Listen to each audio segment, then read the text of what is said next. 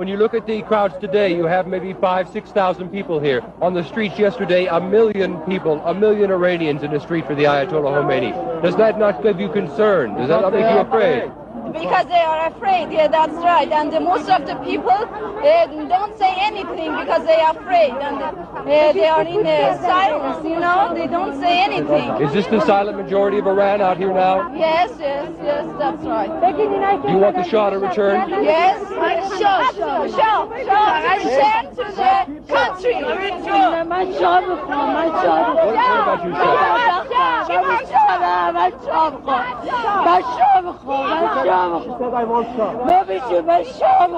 Shah? Why do you want the Shah? Why does she want the Shah?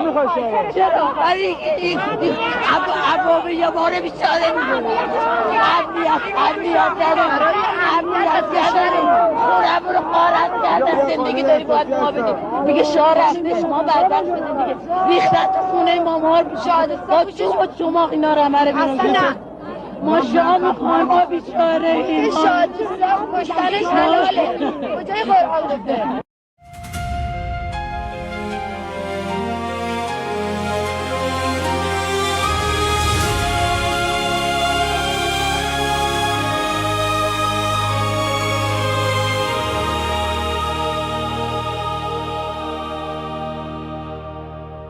"47 years we've been bleeding in the dark, under the shadow of the Islamic regime, with a stone-cold heart. They silenced our voices, they turned off our light. 58 days without internet, but we still fought the night. Our children took the streets, they raised their empty hands, and the world looked away. Do you understand? Do you know Europe? Do you know what's been done? Do you know Europe? 42,000 souls are gone, killed in 2 days by a regime drenched in blood.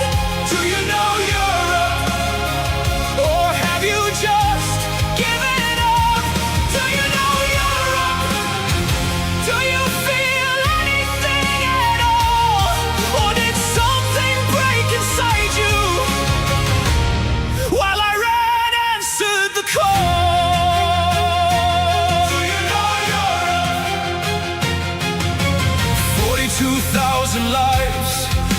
days, that's all it took. Mothers and fathers and sons, did you even look? We stand with Crown Prince Reza Pahlavi, our hope and voice. Millions behind him marching, he is our only choice. He only fights for freedom, democracy and human rights. But you mock him in your chambers while he fights for our lives, to pull us out of this darkness, this century-long night, while you sign deals with our killers and call it diplomatic right. Do you know Europe? Do you know what's been done? Do you know Europe? They hang 60-40 souls one by one, hanged within 4 months by a regime drenched in blood. Do you know Europe? Or have you just given up? Do you know Europe? Do you feel anything at all? Or did something break inside you while Iran answered the call? Do you know Europe?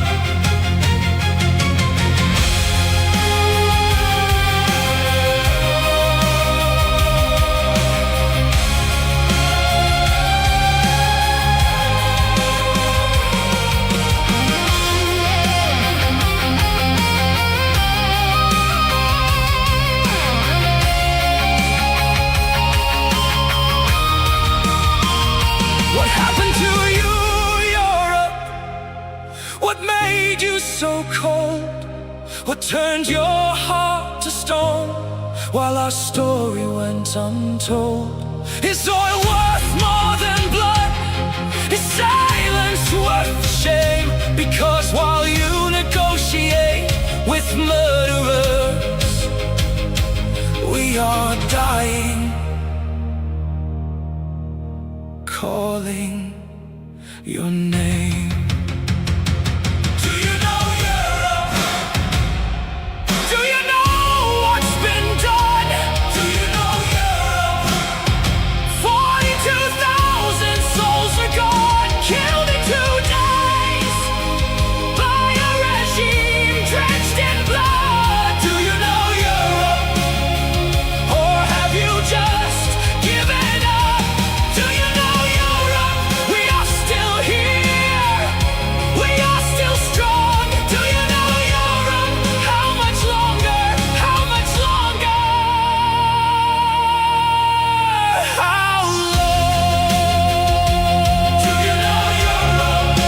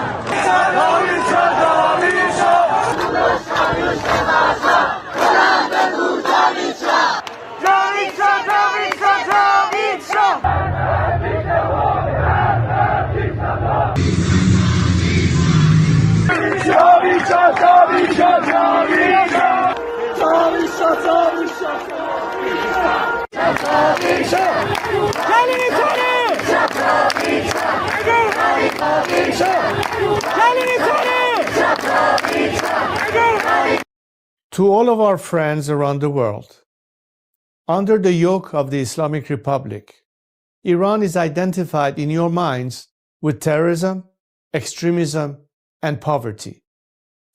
The real Iran is a different Iran, a beautiful, peace-loving, and flourishing Iran.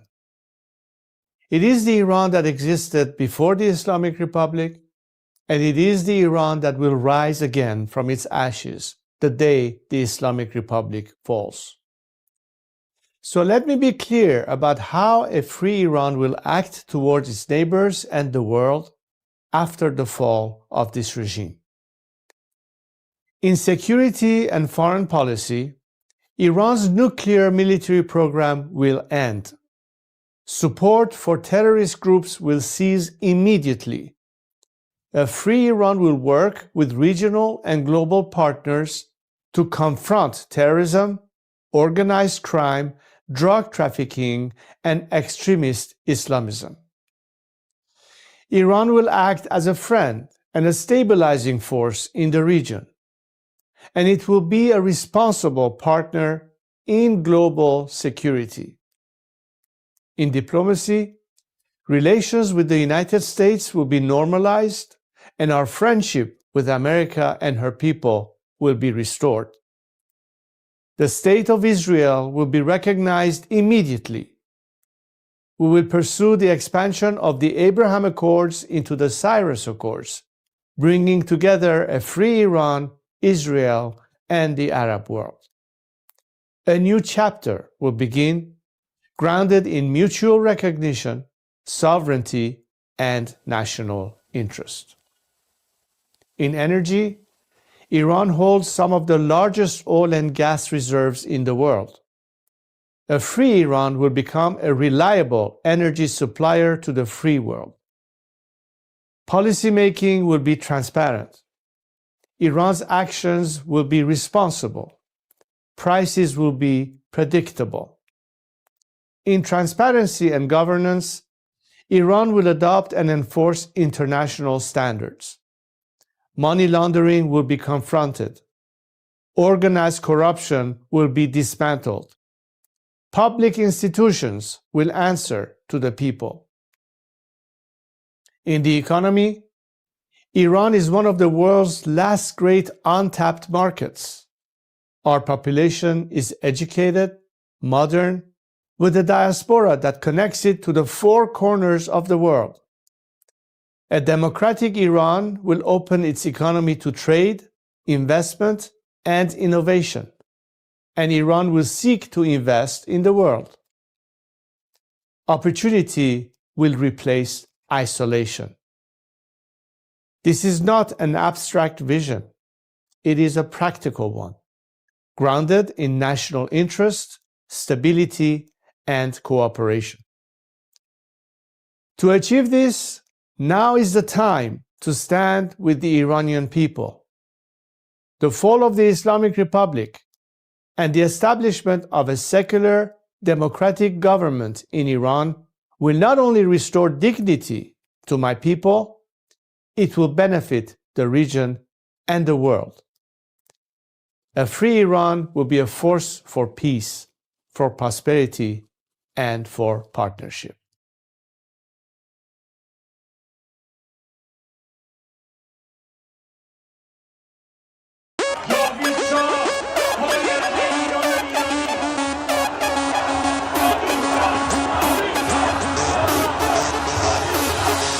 وقتی واسه غم نی گرچه قصه هامون کم نیست همه خسته ایم قبولم ما فرصتی واسه ماتم نیست روشن میشه فردا خورشید سرزمین ما سرم باز و سینه سپر بلند میگم جاوید شاه وقتی واسه غم نی گرچه قصه هامون کم نیست همه خسته ایم قبولم ما فرصتی واسه ماتم نیست روشن میشه فردا خورشید سرزمین ما سرم باز و سینه سپر بلند میگم جاوید شاه روبروم یه واژه یه هدف به نام انتقامه پشت سرم دعای مادر و تو دستم تفنگ بابامه.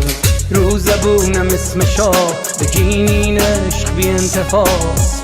هر جا اسم ایران اومد اونجا صدای بچه رضاست. فردا می نویسن تو کتاب قصه دیمار. بگو با تیر جنگی کشتن بچه های بیگناه رو. بگو از بخت مادرها شیر زنا و دخترامون. بگو تنها شهید شدیم تا تنها نمونه شامون. وقتی واسه غمی گرچه قصه هامون کم نیست. همه خسته این قبولم ما فرصتی واسه ماتم نیست. روشن میشه فردا خورشید سرزمین ما. سرم باز و سینه سپر بلند میگم جاوید شاه. وقتی واسه غمی گرچه قصه هامون کم نیست. همه خسته این قبولم ما فرصتی واسه ماتم نیست. روشن میشه فردا خورشید سرزمین ما. سرم باز و سینه سپر بلند میگم جاوید شاه. وقتی واسه غمی گرچه قصه هامون کم نیست. همه خسته این قبولم ما فرصتی واسه ماتم نیست. روشن میشه فردا خورشید سرزمین ما. سرم باز و سینه سپر بلند میگم جاوید شاه.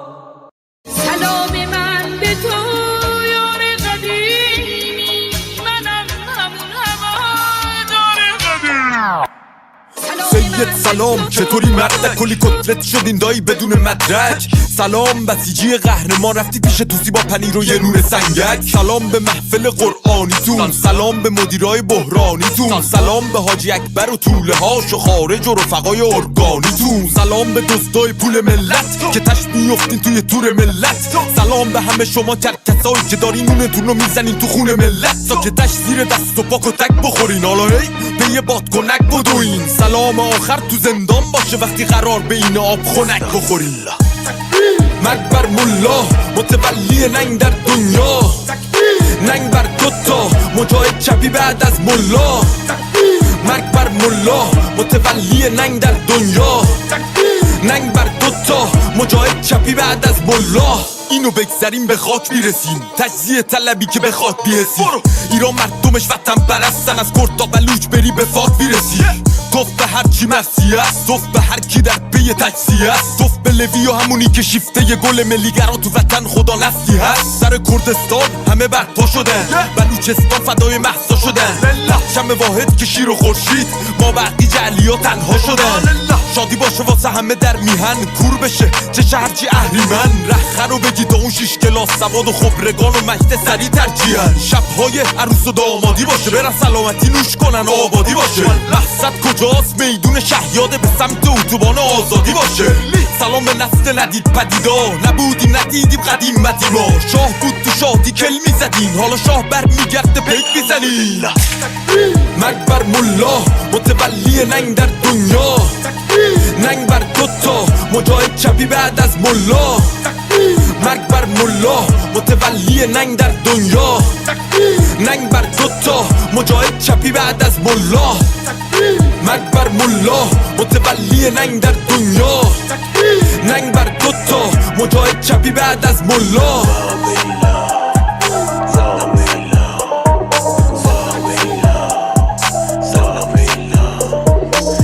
آهنگ به این خوشگلی با نوایده بود. اسم این عشقانه رو توش بیاریم ولی خب لازم بود دیگه فکر کنم. با نوایده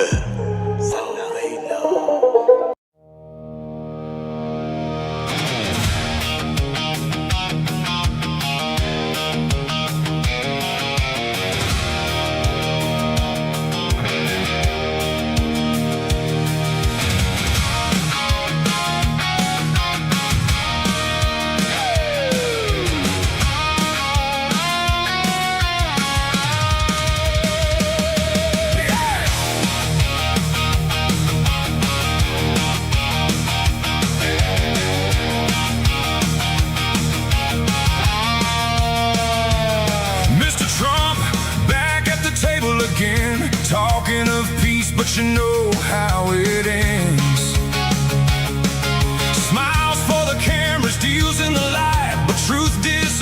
somewhere out of sight.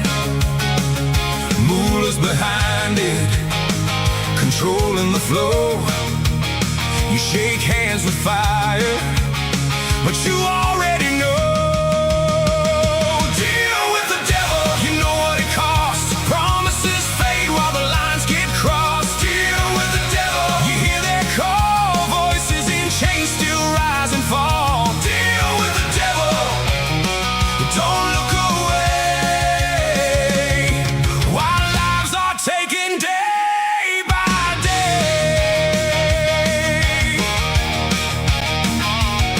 Mr. Trump, hear the streets, hear the cry. Iranians want freedom, they're reaching high.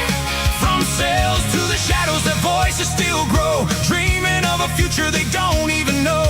Deals at the top while the pressure runs low, and down below the fear continues to grow.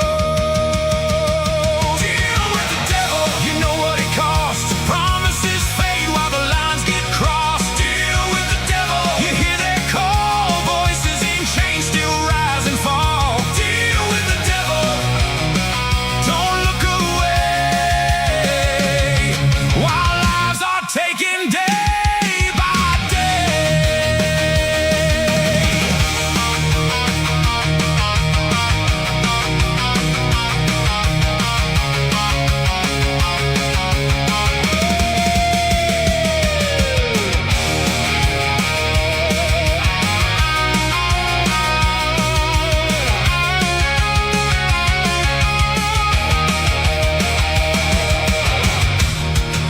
Mr. Trump, now the moment is real. Reagan or Obama, pressure or deal. One stands firm, one bends to the game. History writes down the choice and the name. Stand with strength, don't let it all go. You don't free millions by moving too slow. Mr. Trump, if you give them that deal, they keep the power, they tighten the seal. More voices silenced, more lives erased, while freedom is pushed further away. Be the Reagan they need, take a stand, don't trade their future for a sake of a hand. Deal with the devil, you know what it costs. Too many lives already lost. Deal with the devil, you hear their call. Iranians fighting, they won't let it fall. Deal with the devil, don't look away while lives are taken day by day. Mr. Trump, be like Reagan, no deals with the devil.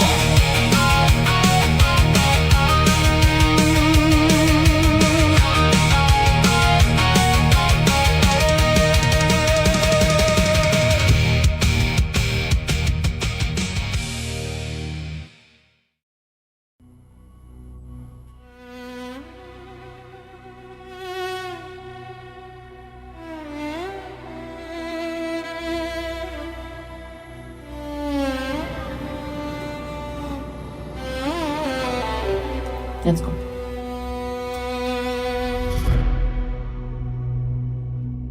میخوام بگم از دلم، از عشق به این میهنم، به امید روز شکست دشمن شاه برمیگرده به وطن.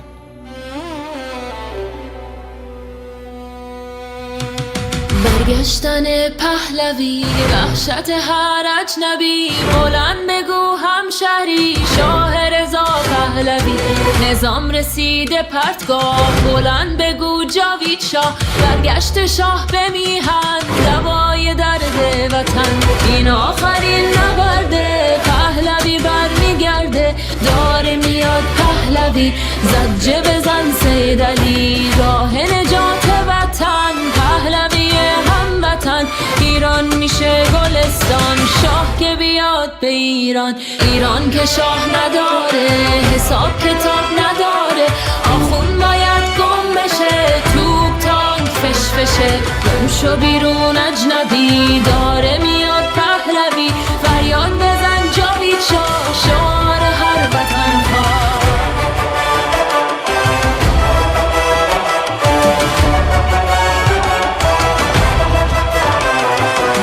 شاه میخوایم نه ملا بزار بشنوه دنیا ایرانی داد بزن شاه تو فریاد بزن برگشتن پهلوی وحشت هر اجنبی بلند بگو هموطن شاه رضا پهلوی فریاد بزن جاوید شاه شعار هر وطن خواه بلند بگو جاوید شاه شعار هر وطن خواه فریاد بزن جاوید شاه شعار هر وطن خواه بلند بگو جاوید شاه شعار هر وطن خواه فریاد بزن جاوید شاه شعار هر وطن خواه بلند بگو جاوید شاه شعار هر وطن خواه.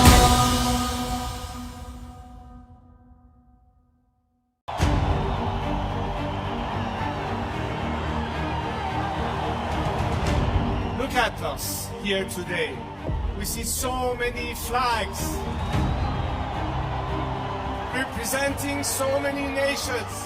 We know we are not alone, and we thank you for being with us. For all people around the world who stand today in unity with the Iranian people, this is not just because it's good for us, and you do it out of compassion and care for our rights to liberty and justice and equality and human rights. But understand that it is in your best interest too, to have, unlike this regime that has been propagating terror and radicalism, we the people of Iran are peacemakers and not warmongers. We like to be friends, especially with the free world.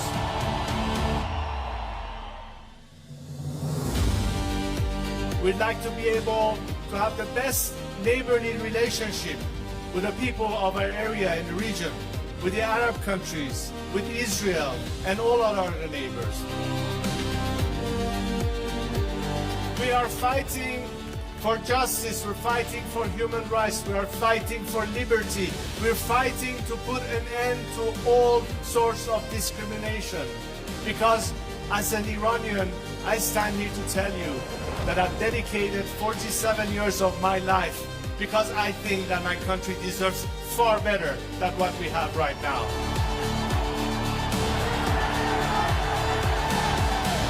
To now understand that their best remedy is to support the people of Iran, because ultimately a free Iran will be your best partner, not just to bring stability and peace, but it will be in your best economic interest and opportunities. Together we can prosper again, and the world will be so different once the Iranian people are free. I am here to guarantee a transition to secular democratic future. I am committed to be that leader of transition for you, so we can one day have the final opportunity to decide the fate of our country through a democratic, transparent process, through the ballot box and free elections. And let's make sure that this time, especially the free nations of this world and their governments, stand on the right side of history.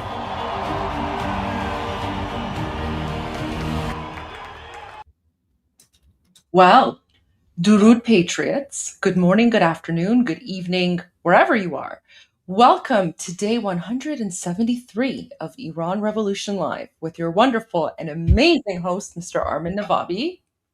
And your wonderful and always amazing host, Goldie Ghamari. Thank you so much. Armin, how are you doing today? Oh my God, where do we even start? We have a new interview with Prince Reza Pahlavi. We have JD Vance coming out and clarifying a whole bunch of things. And we have President Trump with a couple of Truth Social posts. So there's so much happening. So let's start with King Reza Pahlavi. I think that's always a good place to start. Exactly. I knew you were going to say that. And we're on the same wavelength. Yes. Oh, yes. Okay. Let's do that. So I didn't watch it because I wanted to watch it with you. Oh, wow. So let's watch this. All right, let's watch this. He's the man who believes he could be the transitional leader of Iran. Thanks for coming. Thanks for your time. Thank you. But the deal his American allies have agreed suggests regime change is no longer their goal. The son of the last Shah, in exile for almost half a century, has seen only fragments of what's been agreed. But he fears any memorandum that takes the regime at its word. Is this a good week for the people of Iran? Is that a breakthrough, or is this a bad week? Look, this regime cannot be trusted. It's only trying to buy time. And 40,000 Iranians haven't died in the span of 2 days for a nuclear deal or for the Strait of Hormuz to remain open. They have died for the sake of liberty and freedom and democracy. And they've been oddly absent of any negotiation. You cannot trust a regime that just today executed yet again 2 of the people who were part of that uprising in January 8th and 9th. It's just trying to buy time. This is partly the reason why I think this deal will not work or will not last. Not sure if you've heard these comments from President Trump at the G7 today. He said, the current Iranian leadership are very rational people. They are nice to deal with. They are strong and smart people. They are not radicalized, and they are looking to help their country. Does that hurt to hear that? Well, I'll wait for the next tweet, which might come in a few hours, because we have seen a pattern of contradictory messages coming out. So I'm not going to judge by every headline that is coming out. How many of these campaigns of liberation around the world have we witnessed that didn't have a component of foreign support or assistance that put an end to unwanted situations? And how does that Iran look? should not be an exception. How does that ambition and that sentiment look in terms of bullet points in this memorandum of understanding? What do you need to see in that document? But I think I would say that it's not just a nuclear issue. It's not just the waterways being open. It's not just about the fact that there are long-range missiles that are not possibly targeting most of continental Europe, but it's about political prisoners. It's about executions. It's about a lack of communications with the free world. So you'd like that memorandum to say something specific about access to the internet, about political prisoners? Well, I think if they want to take into account what it will mean in terms of popular sentiments in Iran, as opposed to satisfying a regime that is clearly unpopular and untrusted by the nation, this is really, at the end of the day, a matter of moral responsibility. If any of this is absent in this discussion, that means that you ignore a whole nation and you're just trying to find a way out of this mess and basically kick the can down the road and let it be somebody else's problem. You have been so aligned with the Trump administration. You steer clear of directly criticizing them, even when more than 150 people were killed in the attack on the school. Do you regret that? Look, any human life loss is one too many. Of course, we are grieving for the casualties that occur. But who is to blame in all this? It's the regime that actually, to take a page out of what Hamas has done in Gaza, hiding people, using them as human shields. For us, it was a path to liberation. It was a path to, it's almost like a rescue mission of some form, if you are a hostage. And I think the rest of the job is for the Iranian people to do. This was a US attack. And surely many of your compatriots will find it difficult seeing you in that answer unable to directly criticize the US actions. Well, if you want to take one incident and blame the entire action just on that fact, that's distorting the picture. The reality is that when people saw that help was coming, they started writing the president's name on the walls on the streets of Iran, naming streets after him. Can you, on the one hand, say a nation is on the verge of being liberated? It's like telling the French, did you object the fact that the Allied landed in Normandy and liberated you from the Nazis? Otherwise, you'll be speaking German right now. To us, that intervention was necessary to cripple the regime that is using military weaponry to shoot at their own citizens on the street. We've been reporting and investigating plots against Iran international journalists in this country. including one plot that was foiled and dubbed the wedding by the IRGC. Mm-hmm. 2 weeks ago, we had convictions in the cases of a plot against another Iran international presenter. That's just the tip of the iceberg. There's a lot more to it. And in fact, I've conveyed our assessment and the mapping of all the networks that the regime is using under the guise of cultural centers or what have you, that fund these actions, that support the terrorist cells that are not deployed on European soil, including the UK. Look, if this is something that is happening to somebody living on European soil in a country of freedom, when there should be rule of law, that there should be justice, that there should be police protection, what have you, and they are being victimized here in Europe, imagine what's happening in Iran. That's the entire point. One last question. The World Cup.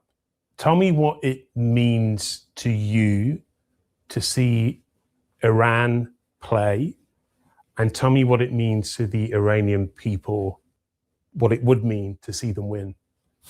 You know, every time in all these years, as an instinctive reaction, I always supported our national team, regardless of the political circumstances, because it's our national team, whether it's in the Olympics or anywhere else.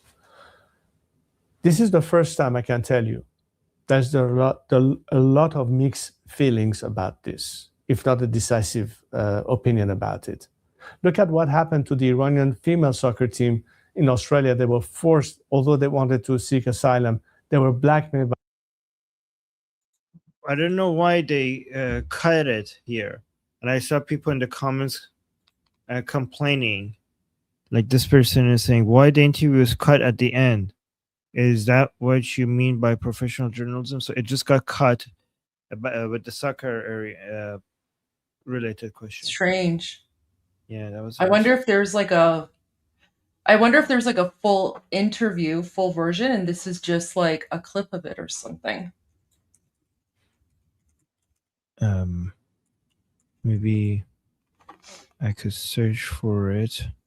I mean, if you look at their channel, the interview was with ITV News. Mm-hmm. If you look at it in their videos, there's only one Pahlavi video, and there's nothing else. But his answers were so good. Oh my God! Every time I listen to him, I realize I get reminded again why the Iranian people have chosen him as the leader. So I want to go to President Trump, but just for fun, I have to show this. We have to go here first, okay? Because so guys, I think everybody here, like most people here, have already seen Pezeshkian signing the agreement and President Trump. Not the agreement, sorry, the memorandum of understanding. And so did, Pezeshkian. But I think because we didn't get to do this here together, we should look at these pictures, right? Because this is Pezeshkian holding, look at this. Okay, holding the signature. And you have to hand it to Ghalibaf. He knew that his signature next to President Trump's signature would be devastating for him. Like that he shouldn't do that, right? Like he knew that. But let's actually look at guys, we told you that Pezeshkian has figured out that he's the scapegoat. Okay. Look at his face. It's like, oh no, what do you have done to me? Like, why? Look at them here. And like, oh no, therefore, like somebody save me. They're making me put my signature next to the people who killed the supreme leader. This is Ghalibaf was supposed to sign this, and Ghalibaf was like, nope. This is why we have this idiot for. This is why we have Pezeshkian for. And I bet you this is exactly what Pezeshkian is feeling like. And this is what we predicted. This is what we predicted is going to happen. This is like they're fattening him up for exactly a day like this. Ghalibaf did everything to come into power, and he wants all the credit and none of the blame. So they're making Pezeshkian do that, and I think he looks very stressed. Is it just me? I think he looks very, very stressed. Guys, you know what happened here? So they took this picture and they were like, okay, it's too obvious that you're not happy. It's like, it's a bit too obvious, right? Can you smile? And then this is his attempt at I think this is exactly what happened. This is them taking picture like you look like you're, I don't know, you look like this is the worst day of your life. Like, can you attempt to smile? And then this is his attempt. That's what I think happened. Right. Okay. Get me out of here. This is why he was trying to resign. All right, let's go to President Trump's post. We have 2 posts by President Trump. Let me see which one is first. Okay, I think this one was first. So President Trump, let me remove the chat so you could all see it. President Trump posted, "These fools who think I haven't been tough enough on Iran when the stock markets just hit a record high and oil prices are tumbling down are either jealous, bad people, or stupid. Make America great again, President Donald J. Trump." And guys, you have to, no matter, I know there's a lot of disagreements between, between what we think about what President Trump is doing, whether it's good or bad. But whatever side of this you're on, like, it's pretty obvious. Like, let me know. I'm gonna make 2 statements, and tell me if I'm wrong about any of them. Okay, let me know in the chat. No president of the United States have caused more damage against the Islamic Republic than President Trump. Do you guys agree with that? Is that a true statement? Because I think that's an obviously true statement. So some of you are upset because even though it was the greater, it was not at the level that you were expecting. Some of you are actually thinking that a lot is still about to come. So if this is not done, the MOU is not binding. It's not over until it's over. Like, people need to wait and be patient and see what happens. And a lot of people would think, like, well, actually he has done everything completely perfectly till now, and you don't need to wait because it's already pretty great. But there's this agreement, like, oh, but whether you wish he did more, whether you wish he did less, whether you think he did exactly the right thing, it is still true that President Trump has caused more damage to the Islamic Republic than any other president in U.S. history, right? So that's one. I think that's pretty obvious. Another statement that I think is true, that was the first statement. Another statement that I think is obviously true is whatever expectations that you have of President Trump, whatever you think he did good or he did bad, he is by far, with a huge margin, better than a Democrat in the White House with regards to the Islamic Republic. If you are unhappy, if you're happy, if you think I'm grateful, but I wish it was better, whatever you think, if instead of President Trump, there was a Democrat in the White House, it would be worse. We are in a much, much better position right now with regards to the Islamic Republic because President Trump is in the White House. May I remind you that Ghamari is dead, right? I think these are, okay, people are saying true. Okay, totally agree. Okay, so I'm not saying don't criticize. Obviously criticize. Obviously, you could voice your disappointment. You should do that. I just have 2 suggestions. 2 suggestions. If you want to criticize President Trump, do 2 things. Do it respectfully, and also express your gratefulness for what he has done already. Criticize, express your disappointment, but also express how grateful you are for everything he has done against the Islamic Republic. And then after that, express your criticism. Here's the way that you could tell if you are helping or hurting our cause. Think about the followers of the Islamic Republic and ask yourself, if they were reading my comment, would it motivate them? Would it give them hope? Would it make them happy? Okay. And if so, then ask yourself if what you're doing is helping our enemy or hurting our enemy. I think that's a pretty good standard, in my opinion. Right? So that was the first comment of President Trump. Let's go to the next one. Another one posted by President Trump is saying, oil is flowing. Iran can never have a nuclear weapon. The world will be safe. The stock market are roaring. Jobs at records and prices are dropping. Affordability, in parentheses. Our country is strong, safe, and respected like never before. You're welcome, President Donald J. Trump. Okay, so this is actually really good timing for this. A lot of you might think, who cares about the stock market? Who cares about the job market? People are dying. People are like not getting enough food. Their life is miserable. The Iranian people are occupied. And what is this priority over the stock market and jobs? Okay, here's what you have to take into account. Given that we already agreed that it's better for Iranian people, Israelis, Americans, and the whole world for the Islamic Republic to get weaker, and if we have Democrats in charge in Washington, D.C., the Islamic Republic is going to get stronger, not weaker. And given that United States is a democracy, then the way the Americans vote is should be everyone's concern. Everyone in the world. Like, it's not just Americans who will suffer from Democrats gaining power in the Washington, D.C. Everybody on the planet will suffer by having in the White House people who are allies of the Islamic Republic, basically the Democrats.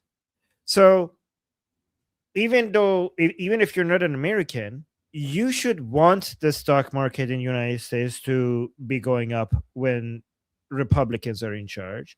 You should want the job market to be showing good numbers when the Republicans are in charge. And you should want, even if you don't live in the United States, you should want inflation to be low in the United States when Republicans are in charge. Because if it's not the case, then the Democrats are going to take over and everybody will suffer. Everybody on the planet will suffer. And this is why people have to understand the limitations of President Trump, because even though United States has a giant military with crazy amount of power, it is limited in a good way because it's a democracy, and it's limited short term, but that limitation is actually what makes it stronger. And that means that the voters' opinions matter, right? The voters' opinion matter, and it's good that it matters. That's a source of strength for the United States, that the voters' opinions matter, right? So, but in the short term, in the long term, that's in our benefit because it makes the United States a stronger country. But in the short term, that adds limitations.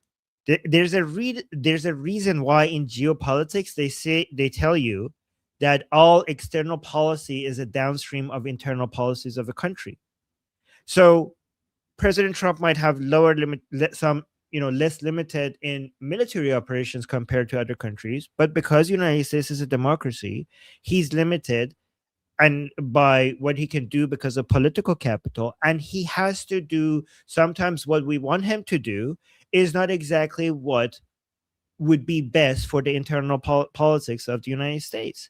And it is important for President Trump to prioritize internal politics so he could be more effective at external politics, as foreign policy. So sometimes all of us have to agree that, okay, oil prices need to come down. And that might mean, pausing military operations, because if oil prices are high, if gas prices are high, if egg prices are high, then the Democrats might, take over even more in the midterms. And none of us should want that. Right?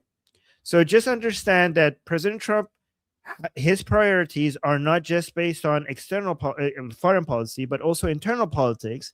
And the internal politics are important so that his hands are not completely tied by the Democrats when it comes to his foreign policy. Yes, Cyrus is not up. He's saying oil is flowing, blah, blah, blah. Oil needs to flow for President Trump to be able to maintain more control in his internal politics, because, again, we don't want Democrats to completely take over. I think that's fair. That's a fair thing to prioritize. Okay. And let me see. We have another clip by Prince Reza Pahlavi that I just noticed on LBC. So let's actually listen to that as well. This is only 50 seconds. Where's the rest of this? We are going to continue this fight. I think the world needs to understand that the Iranians are not going to give up their fight. They're courageous. They're willing to sacrifice. And this is, at the end of the day, how history shapes itself. Eventually, they'll go down. They will fall on their own sword. And hopefully we'll have much more support by countries that until now have been hesitant to take a strong stance vis-a-vis the regime. They've been timid. They've been blackmailed by... So I actually found the full version. Let's go watch this. Good thing I saw that. So let's go to Prince Reza Pahlavi's full version of this interview with LBC. And guys, I see the super chats. We will respond to them in 25 minutes, but let's actually go through these updates first.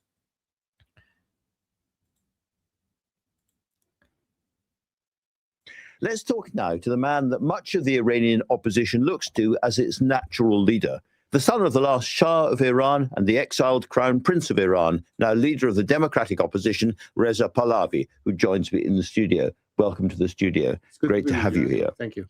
I'm just wondering how you regard this so-called agreement. I was noticing some of the words that President Trump has used within the last hour. He says that the new regime in Tehran is smart and smarter than the previous ones, that they love their country. And he says that is regime change. Look, if you examine in the past 4 decades, the overall behavior of this regime, we can say that they are not to be trusted. And this is why I think this deal will not come through. Time and again, we've seen that the only strategy has been to buy time. As a matter of fact, a source very close to the current leading negotiator on behalf of the Iranian regime, Ghalibaf, has been stating that they need some time to regroup, restock, rearm themselves offensively and defensively to get ready for the final battle. Not hiding it, are they? Not even that. So if that's already not, the sort of red herring, I don't know what else is. But the bigger picture is this, Andrew. The Iranian people have not lost 40,000 people on January 8th and 9th for the Strait of Hormuz or for the nuclear deal. They've been fighting for liberation, and they've been under occupation for 47 years. This is where my focus is. And at the end of the day, we believe as Iranians that once liberated, not only the world will be rid of every aspect of antagonism that this regime has brought into place, but it will change entirely the dynamics of the Middle East and beyond.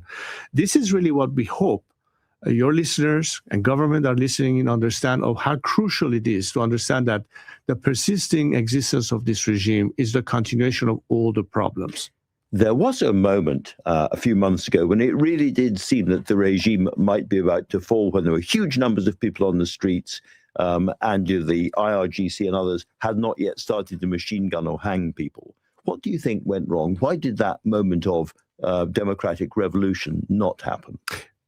In this kind of struggles, when you are facing a regime that is ruthless to the point that an industrial murder scale has occurred, in over 2 days, this killed 40,000 people. That was not enough for them. They chased them into the hospitals and finished them on their hospital beds.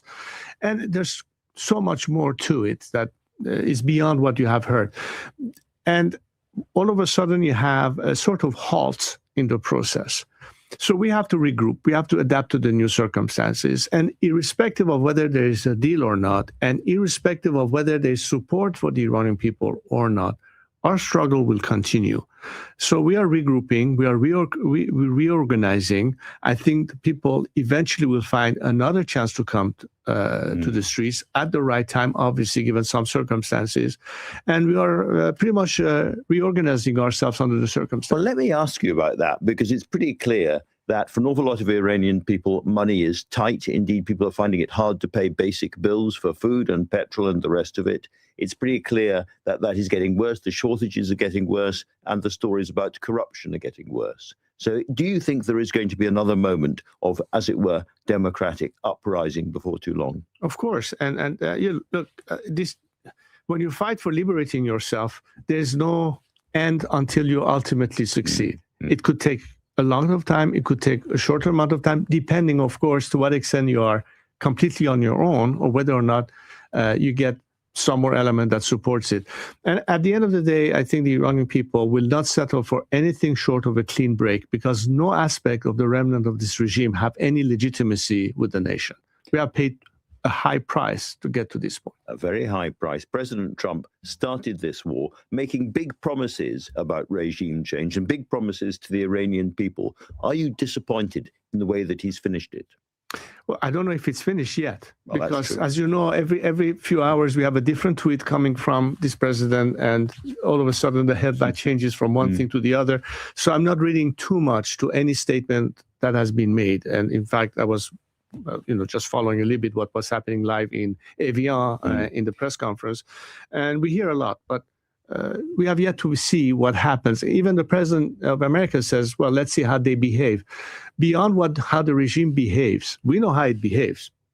So it will try to eliminate anything that stands in their way, including its own population. But we are going to continue this fight. I think the world needs to understand that the Iranians are not going to give up their fight. They're courageous. They're willing to sacrifice. And this is, at the end of the day, how history shapes itself. Eventually, they'll go down. They will fall on their own sword.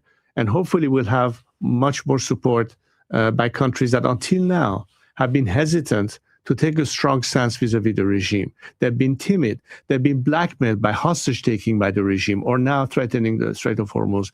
If you reward a regime that blackmails you by promising them economic relief, it's adding insult to injury. And if you were to give that money, it will not trickle down to the people, by the way. They'll keep it. They'll keep it for themselves. Can I ask you about your own position? You've been out of the country now, what, 47 years, something like that? I left the country, last time I was in my homeland was in 1978. So it's been quite a while. So quite a while. Now, you've mentioned in the past other sort of democracies with monarchies attached to them. And you've said that your job is to be a bridge and an enabler for the democratic regime that eventually follows. But are there circumstances in which, as a member of a royal family, you yourself would stand for an election and actually want to be part of the political process? Well, I'm glad you're asking the question, because it has never been a case for me to run for office or position. But I'm uniquely placed to be an agent of change and transition. There's a trust in me. That's why when on January 8th at Make a Call, millions of people came out there supporting me and chanting my name and asking for my leadership. And what I'm offering as a transition post-regime collapse is the opportunity for the Iranian people to determine their own future through free and fair election.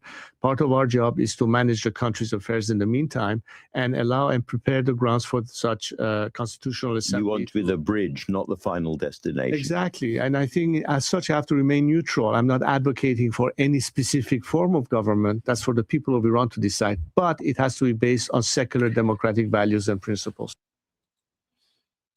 Okay, that was, these are really good guys, especially for us Iranians, because when we know what the position of our leader is, then when we go around and try to make sure that we're not misrepresenting the Iranian people, we use whatever Princess of Pahlavi is saying as a reference to make sure that we're not diverting away too much from what we're supposed to be advocating for, because obviously he's a representative representing the Iranian people, and his voice is the voice of the Iranian people. And if people like us, like Goldie and I, want to make sure that we are on the right path, whatever points he's making is the reference, right? There's another interview. I don't know if you guys are interested in watching this. It's me on I-24. I just finished it. Do you guys want to watch this or no? Is there any demand for this in the chat? I just finished this. It's 9 minutes. Yes? Okay. So, okay, yes? Okay. Thank you, guys. Let's watch this then. Maybe celebrating this U.S.-Iran deal, but not everyone is popping champagne. Messages coming out of Iran right now tell a very different story. Ordinary Iranians, people who lived through anti-government protests, the airstrikes, the hunger, the blackouts, they're now reading through this memorandum and asking one simple question: where are we in this? The deal talks about uranium, it talks about Lebanon, it talks about frozen assets and oil sanctions, but for many Iranians on the street, their lives and their rights, their dead, are nowhere in this text.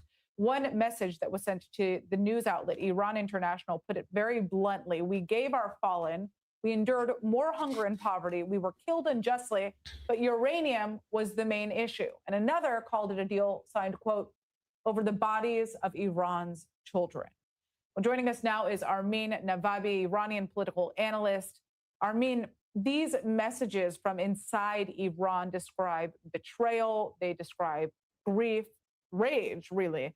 Does this reflect what you are hearing broadly from Iranians from within Iran and also the diaspora as well? How deep is this disillusionment? It is very significant. I do, on a daily basis, I have a show, a YouTube show that my audience is inside Iran, and people come up and they give me their opinions. And, you know, every single day when Iranians come up and speak to me, and also in the live chat, you could see that they're very disappointed. They feel betrayed. They feel forgotten. That is true. I do try to push back against it, and I try to promote some hope and a sense that this is actually not the betrayal that they think it is. It is a very difficult thing for me to do, because most of the comments seems to be really upset regarding how things are going. However, I do think that I'm actually, at least on my show with Iranians inside Iran, I'm actually successful in, you know, pointing a few things out to them that at the beginning of the show, people's attitude changes completely compared to the end of my show. And if you want, I could tell you exactly what I tell them that makes them feel more hopeful regarding. Okay, so first of all, I tell them that no matter how disappointed they are with President Trump, what we got from President Trump was against the Islamic Republic was far more significant than any president in U.S. history. So don't compare to what President Trump did compared to what you wanted him to do. Compare what he did compared to any other president. The Islamic Republic has never been this weak. The amount of damage that the President Trump and alongside with Prime Minister Netanyahu have done to the Islamic Republic has made us years closer but Armin, to I just have to toppling the regime. I just have to ask you, I mean, it's true what you're saying. It's absolutely true. But the reality on the ground right now is that we're still seeing the Islamic Republic maintain power. And now we're looking at what is reportedly going to be $300 billion that are going to be funneled to rebuild Iran. And of course, I'm assuming that much of that will go to the Islamic Republic rebuilding itself and its military capabilities. So actually, the $300 billion, if it is what they say it is actually damaging to the IRGC rather than helping the IRGC. Because first of all, the economy of the Islamic Republic right now is not in a situation where it could absorb $300. These $300 billion is supposed to be by private businesses, two private businesses.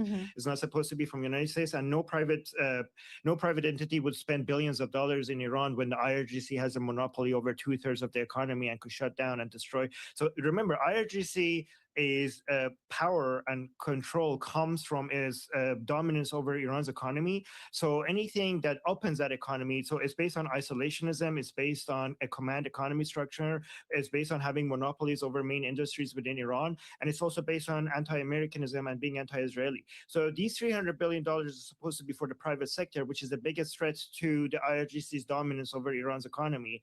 And without the IRGC being dismantled or without it losing control over the economy, no private sector will actually, if you invest in Iran to private businesses with IRGC still having control over the economy, it's just basically burning your money. So that money will not make it into Iran unless IRGC loses its grip over the economy. And if that happens, plus with the competition with the private sector, that would be the beginning of the end of IRGC's control and dominance. So this is not $300 billion that will go to IRGC.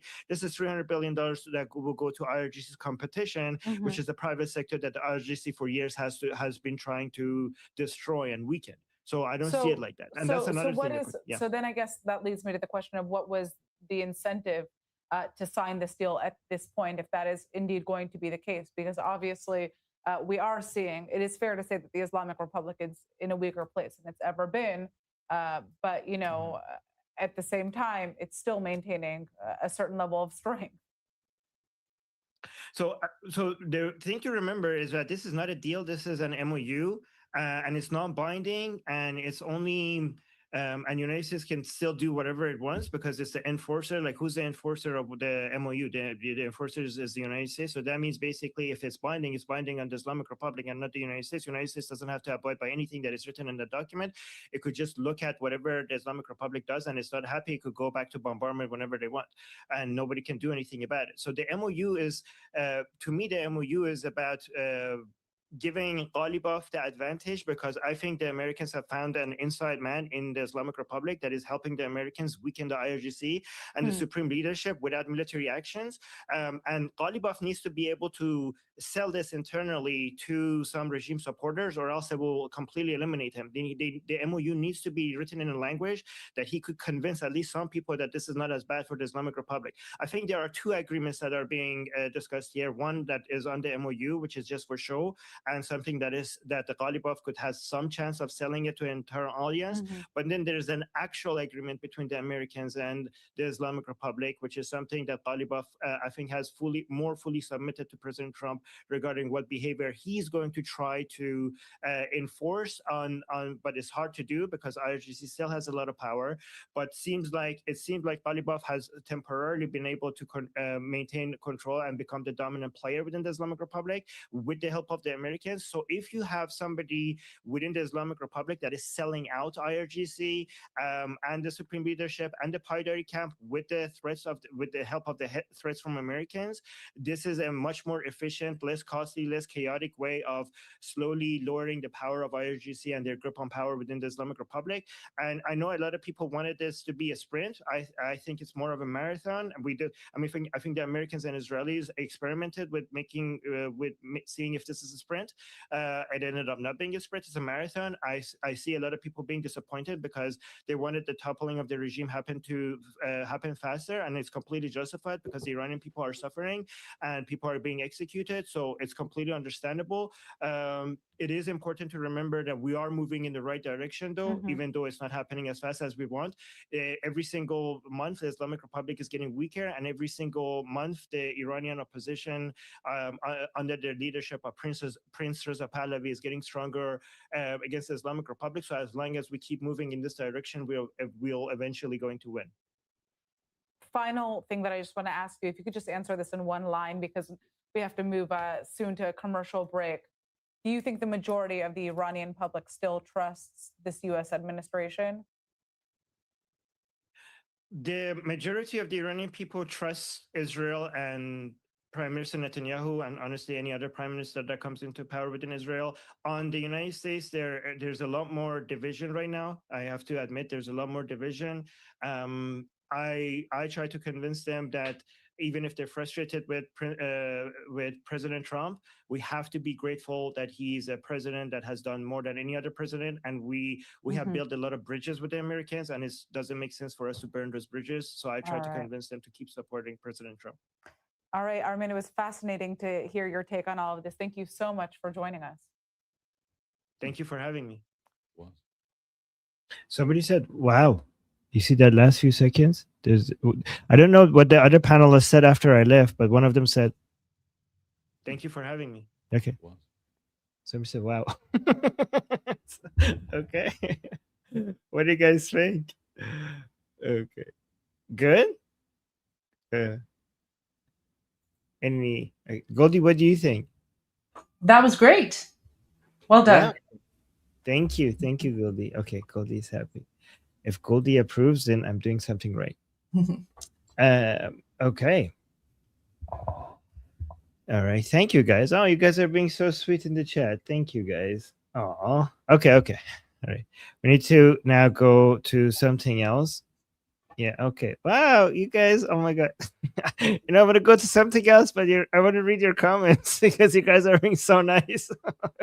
And I'm like, wait, let me actually just read these comments a little bit. Okay. No, okay. Let's move on. We're out of time. we're behind. Okay. All right. Okay. Thank you guys. You guys are being so sweet. All right. Let's see. We had some clarifications from JD Wens. Where's these? Oh, thank you guys.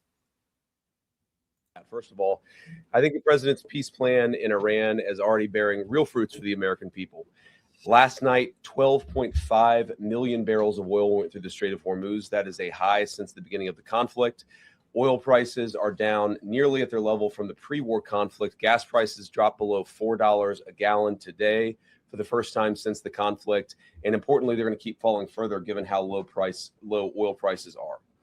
On the military side, the Iranians, for the second night in a row, did not shoot at any ships in the Strait of Hormuz. So far, they are honoring their end of the commitment. And on the blockade, CENTCOM has allowed north of a dozen ships to go through our naval blockade. And so we're also honoring our end of the. So this is very interesting. We have to see how much Ghalibaf has managed to get control over different segments of IRGC. We saw Musavi, Abdullahi, Ghani, and I think Zolgar, I don't remember, coming out and endorsing the negotiations and endorsing the negotiators, which seems like Ghalibaf has managed to maintain control over most of the leadership within IRGC. We haven't seen Vahidi bend the knee to Ghalibaf, but what is more important is behavior. Because IRGC, there's so many different fragments within IRGC. If for a long time we don't see anybody shooting at commercial ships, that means Ghalibaf's takeover has become complete, at least for now. So this is really important, guys. There's three segments. So Ghalibaf is one segment of the Islamic Republic right now. The other three segments is the Supreme Leadership, IRGC, and the Paidari Camp. Okay, so to observe whether IRGC has fully submitted to Ghalibaf, we have to see if there's going to be any shootings on the commercial ships and what is Hezbollah is going to do against Israel. That is going to be what we're going to measure to see if Ghalibaf has managed to take control. When it comes to the Paidari camp, we saw Mir Bagheri coming out and endorsing the negotiations as the spiritual leader of the Paidari camp. But to observe if that is going to change, be translated into behavior, we have to see what influential people within the Paidari camp are going to say, like Sabeti, like Rasai, like Nabavian, like Raifipur. And also we have to observe in Khamenei's funeral if there's going to be fighting within different pro-regime people in the streets. Like, are we going to see people fighting, or does the Islamic Republic is going to be effective at keeping everybody in control? With regards to the Supreme Leadership, we already saw an official statement weeks ago from the Office of the Supreme Leadership endorsing Ghalibaf. We have to see if there's going to be any other statements basically doubling down on the endorsement, or is there any criticism will be coming out. So this is that. So we already have the statements from the leaders. Now we have to see the behavior, right? Strait of Hormuz. So far, they are honoring their end of the commitment. And on the blockade, CENTCOM has allowed north of a dozen ships to go through our naval blockade. And so we're also honoring our end of the early part of the agreement. On the military side, a couple of things that are still true and will be true whether the Iranians comply with the rest of the deal or not. Number one, their nuclear program has been completely destroyed. Their capacity for enrichment, the facilities at which they were using to develop enrichment and develop a potential nuclear weapon, those facilities are still destroyed. Their conventional military is still destroyed. Their capacity to threaten their neighbors is still largely gone. And now we see whether they are willing to comply with the next step of the president's peace plan. Okay. So that was one update. Let's actually watch this one now. This is also Iran related. I've seen skeptics of the deal. People say the Iranians will never change their behavior. Well, maybe that's true. And if so, they don't get any of the benefits of the bargain. But isn't it worth trying? Isn't it worth seeing whether this incredibly weakened position that the president of the United States has put the Iranians under whether that motivates them to change their behavior, not just vis-a-vis the West, but vis-a-vis the Middle East. And one of the interesting things about this is, the technical details of this, we can, of course, get into. There are going to be any number of opinions about the negotiation, about where it's ultimately going to go. But I tend to think that you should trust the people who know the Iranians the best and who have the most to lose. What are the Gulf Arab states saying about this deal? What are they saying about this deal compared to the JCPOA in 2015? This is the Obama nuclear deal. Well, back then, they hated that deal. They felt like it empowered the Iranians to be bad actors across the region. And of course, that's exactly what happened. They were right about that. What are they saying about the president's peace deal? They're saying this is an amazingly transformative thing for the region because either way, we and the broader region win. Iran is weakened, their nuclear program destroyed, their economy in desperate straits. And if they change their behavior, big things are going to happen for Iran and for the world. If they don't, no skin off our backs. Either way, we win. And that's the way the president has set up this deal and this negotiation. So this is something that we have to actually observe. Some people are concerned that there's going to be sanction relief for the Islamic Republic before there's any progress made on the enriched uranium part. If that does happen, that's a genuinely that is a proper concern to have. So let's again remember, guys, what they write on the MOU and what actually happens are completely two different things, and we actually should be judging this more based on what happens, more than based on what is actually being said or even what is actually being signed. Right? So yeah. So let's see where we get with that. And that's a proper criticism, by the way, for the sanctioned relief to actually not just be signed, but actually be put into effect, like we actually observe it. If that happens before any enriched uranium leaves Iran, that is a proper criticism, in my opinion. And let's watch this one now. The part of the peace plan, the part of this MOU that I think have been most misrepresented by certain parts of the media is the idea that the Iranians get all these benefits. You will hear things about $300 billion or $24 billion or this or that number of money. Yeah, so the $300 billion, if it is what they actually say it is, I'm not actually upset about that. The $24 billion, if it's a path towards getting the enriched uranium out, is so much, so low, so very little in significance compared to everything the Islamic Republic has lost. And honestly, the enriched uranium is worth more than the $24 billion. These two are not the concern. The sanctions relief is the concern, in my opinion. So I think people exaggerate what the $300 billion, misrepresent what the $300 billion is about. They exaggerate how bad the $24 billion is, but the proper criticism is neither the $300 billion or $24 billion. The proper criticism would be the sanction relief section without even getting the enriched uranium. That is the proper criticism, in my opinion. Let me know if you agree. Get all these benefits. You will hear things about $300 billion or $24 billion or this or that number of money or amount of money. And the simple fact is that the only way the Iranians get any of those resources, not a single penny, by the way, from the United States of America under any circumstances, but the only way that they would ever get any benefit of the bargain is if they comply fully and change their behavior. Yeah, so that is true regarding the 24 and the 300, but not, it seems like at least maybe people are concerned that that's not true regarding the sanction relief. It seems like they're just getting the sanction relief right at the top, but I don't know. We'll see. And so you really have a win-win situation for the United States of America. If the Iranians don't change their behavior, their military and their nuclear program is still destroyed. If they do change their behavior, then they are going to have a transformative relationship with the Middle East, and the Middle East will have a transformative relationship with the people of Iran. That's a win for the American people and for the President of the United States, regardless of which option the Iranians ultimately choose. We obviously want them to choose the right option. The interesting thing about their system, and I think it's important for the American people to appreciate this point in particular, is that there are real divisions within their country about how exactly to proceed. And what we've seen over the last couple of months is that the pragmatists within the Iranian system, the people who really do want to transform their relationship. Oh my God. Yeah, the people who are you're talking about the people who want to survive and not die. They're not pragmatists in the sense that it's pragmatic for Iran. They're only pragmatic in the sense that they're trying to save their own lives and not die under bombardment. Over the last couple of months is that the pragmatists within the Iranian system, the people who really do want to transform their relationship with the Middle East and with the world, those people are winning the argument. The United States wants those people to win the argument. The United States wants to have a better relationship, but in order for that to happen, the Iranians have to perform. And if they don't perform, so there is no better relationship with the Islamic Republic because the Islamic Republic is so fundamentally anti-American.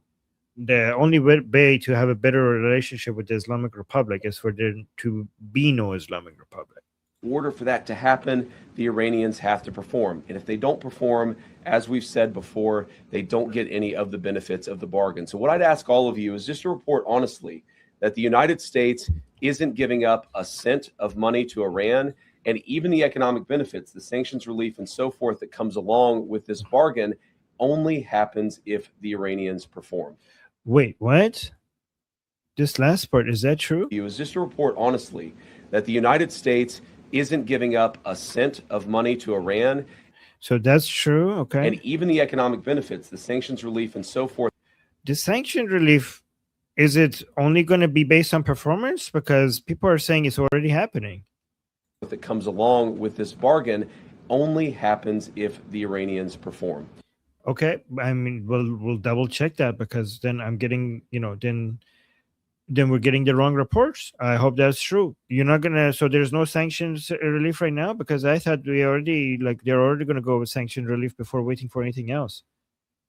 I haven't heard that. I mean, the Islamic regime is known to lie, but from the beginning, Trump and JD Vance and even Pete Hegseth today, they've all made it very clear that this is performance-based, so nothing is being released.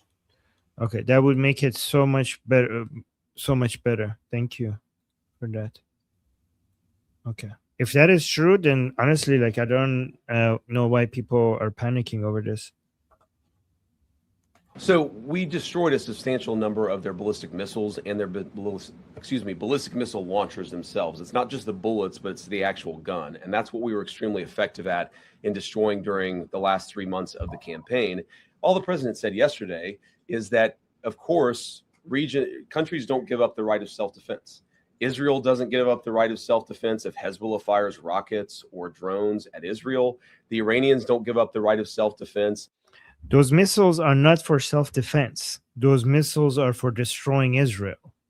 And Iran's self-defense, if Iran wants to do self-defense, it needs to self-defense against its main enemy, which is the Islamic Republic.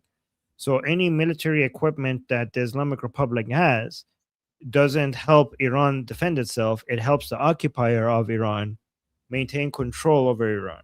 So if you want to give Iran the right to self-defense, then arm the Iranian people. The Islamic Republic having missiles has never been for self-defense. It's always been about destroying Israel. And they are not Iran. They're the enemies of Iran, and they're occupying Iran. And any military equipment they have empowers them to maintain more control over Iran. So this has never been about defense. At Israel, the Iranians don't give up the right of self-defense in their country, but we do expect that as part of the final deal, they are not going to be able to build the kind of missiles that can broadly threaten the entire world. And that's what the President of the United States said yesterday. And look, I mean, it's very simple. You can't tell a country, whether Israel or Iran, they're not allowed to have any self-defense. That's not what the president has asked. That's not. Well, you don't need to ask them. You could you take it away from them by force, not because all those missiles are not for self-defense. Yeah. I mean, if somebody is trying to kill me, I'm not going to go ask them to give up their gun. I'll try to shoot them before they reach me. What the president has requested, but as part of the final deal, what we want to see is Iran not funding regional instability, funding regional terrorism, and of course, trying to rebuild their nuclear weapons program. That's the main thing. The nuclear weapons program is destroyed. It is gone. If the Iranians decided tomorrow to build a nuclear weapon, they simply don't have the capacity in order to do that. What we're trying to ensure is they don't rebuild that capacity, not just a year from now, 2 years from now, but many, many years from now, so that our children never have to worry about a state sponsor of terrorism having a nuclear weapon. So again, guys, I don't know what the goal here of saying these is, but like I need to, set the record straight. But the Islamic Republic has nothing to do with defending Iran. Okay, the Islamic Republic is an expansionist, pan-Shia Islamic imperialist death cult that is trying to spend Iran, use it as a resources to expand and dominate the entire Middle East and eventually the whole world. So the idea that, everybody gets to have something for self-defense and this should also apply to the Islamic Republic, is a fundamental misunderstanding of what the Islamic Republic is about, right? The Islamic Republic is not a government. It's not a state of a country. It's a revolution. Like, guys, the reason the IRGC, you have to always remember the I stands for Islam, not Iran. And the R stands for revolution. Like, why are they revolutionary? If they're already the government, why are they revolutionary? Because it's never been about Iran. It's about revolution against the world order, right? So the IRGC has never been about defense. Everything within IRGC is about offense. It's not about defending Iran. It's about using Iran, consuming it completely, and using its resources to take over as much territory as possible, take over the Middle East, including Israel, and then the rest of the world. It's always been offensive. There's nothing defensive about the IRGC. So anybody who said, like, well, they should have some missiles because every country gets to have missiles doesn't understand, it's a completely misrepresentation of what IRGC is. So there's this. Let's watch this one. Well, number one, they would have to get a lot of money in order to rebuild a nuclear program. You're talking about billions and billions of nuclear infrastructure that the United States destroyed. In order for them to rebuild that program, they would have to get a lot of money. And we have them in an economic chokehold right now that we're not going to release until they fundamentally change their behavior. What would that look like? That would mean a real inspections regime. That would mean a real enforcement regime. As the MOU contemplates, that would mean the destruction of their enriched stockpile. All of these things are the sorts of steps you're going to take if you're serious about ending your nuclear weapons program. And that, again, is why I go back to this fundamental trade that's built into the deal. They need money to do anything.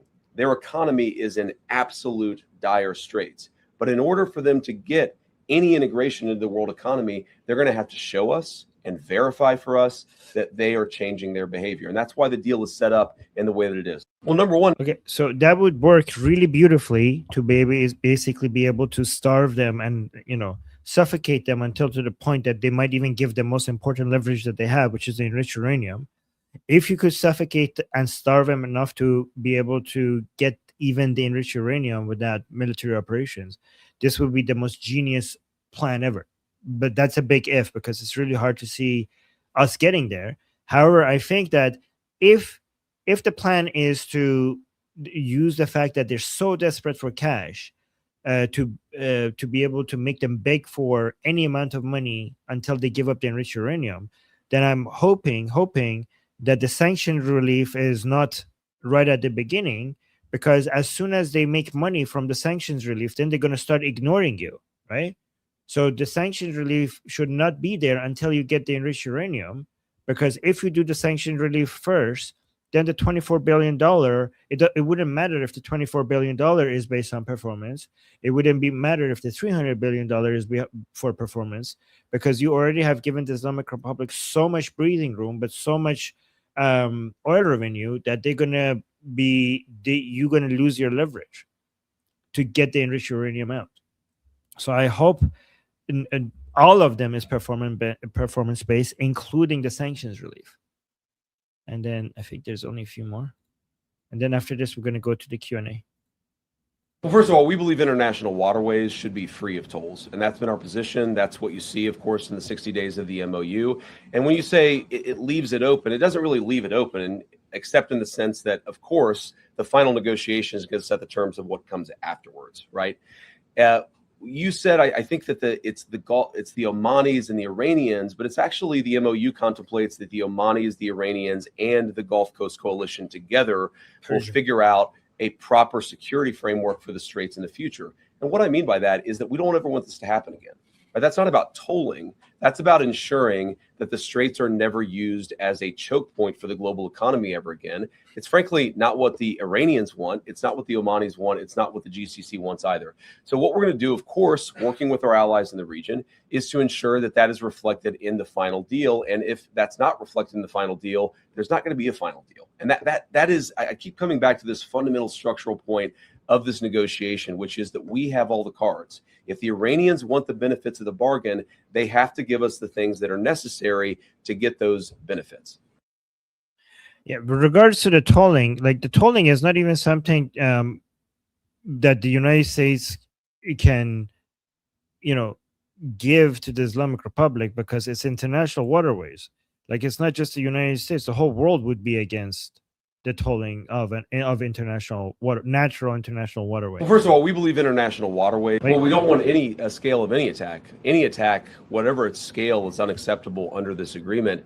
Now, you asked the question saying that oil money was flowing to Hezbollah before the MOU was signed, and it's one of the reasons why we are actually engaged in this process is to ensure that no money is flowing to Hezbollah. So it's interesting where people will say that the MOU is bad because the MOU produces consequences that were actually happening well before the MOU was signed. That's not a reflection on the MOU. That's a reflection of why we need the MOU to ensure that we have the regional peace and stability that we need. Now, what I would say... Yeah, but what people are saying, okay, or either fairly or unfairly, is that they think that it will put a U.S. stamp of approval on it. That's the criticism. To some of the critics of the deal that I've heard that will say, well, Iran's going to get all this benefit. I'll repeat what I've said, and I'm probably going to have to repeat it a number of times, is what is the benefit that the Iranians get that they didn't have before? And the answer is nothing. They don't get anything unless they change their behavior. If they change their behavior, that is a thing to celebrate. That's going to transform the Middle East for a generation. If they don't change their behavior, they don't get the benefit of the bargain. And I think I got to be honest. And they should be bombarded, not just not get benefit of the bargain. They should also get bombed. They should die. I think fundamentally, this idea that, and it's a misrepresentation of the MOU, this idea that the Iranians get all these benefits before the deal is actually consummated. The idea that they get benefits before they change their behavior is fundamentally a talking point that is issued by people who want the conflict to continue indefinitely, despite the fact that that's not good for the American people and it's not good for the region. Well, we don't want to. So that's what everyone's going to be observing, whether the Islamic Republic is going to get anything at all before the behavior change. I'm pretty sure everybody's now going to be looking out for that. How many more left? 3 more. Difference between the two agreements. So first of all, the two big differences are not even in the substance of the deal itself, but something I said earlier are, number one, the Gulf Coast Coalition loves this deal because they think that it makes Iran weaker. They hated the Obama deal because they thought that it made Iran stronger. They know more about this and they have more to lose than anybody, including the United States of America. So I trust their judgment. The second thing is where the deal came from. You have to remember, in 2015, Iran had built a sophisticated nuclear weapons program with a nuclear weapons stockpile. So the perspective that we came at as the United States was, you already have a really nice nuclear program. We're going to bribe you with American money in order to stop it. Our perspective and where we're coming at it is, we already destroyed your nuclear program. And so if you promise and show verifiable pathways to not rebuild it, then we're willing to give you some sanctions relief and things like that. So it's a fundamentally different perspective. Now, there are all these substantive differences as well. The Obama nuclear deal allowed... Yeah, but if they show, what if they show that they're not going to rebuild it and then get the sanction relief and then like, okay, thank you, and then go build it? different perspective. Now, there are all these substantive differences as well.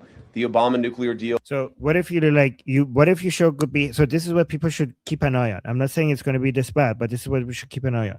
The Islamic Republic, like, okay, I'm going to do good behavior. I'm going to get sanctions relief under President Trump. And then I'm going to wait for another weaker president that is a Democrat.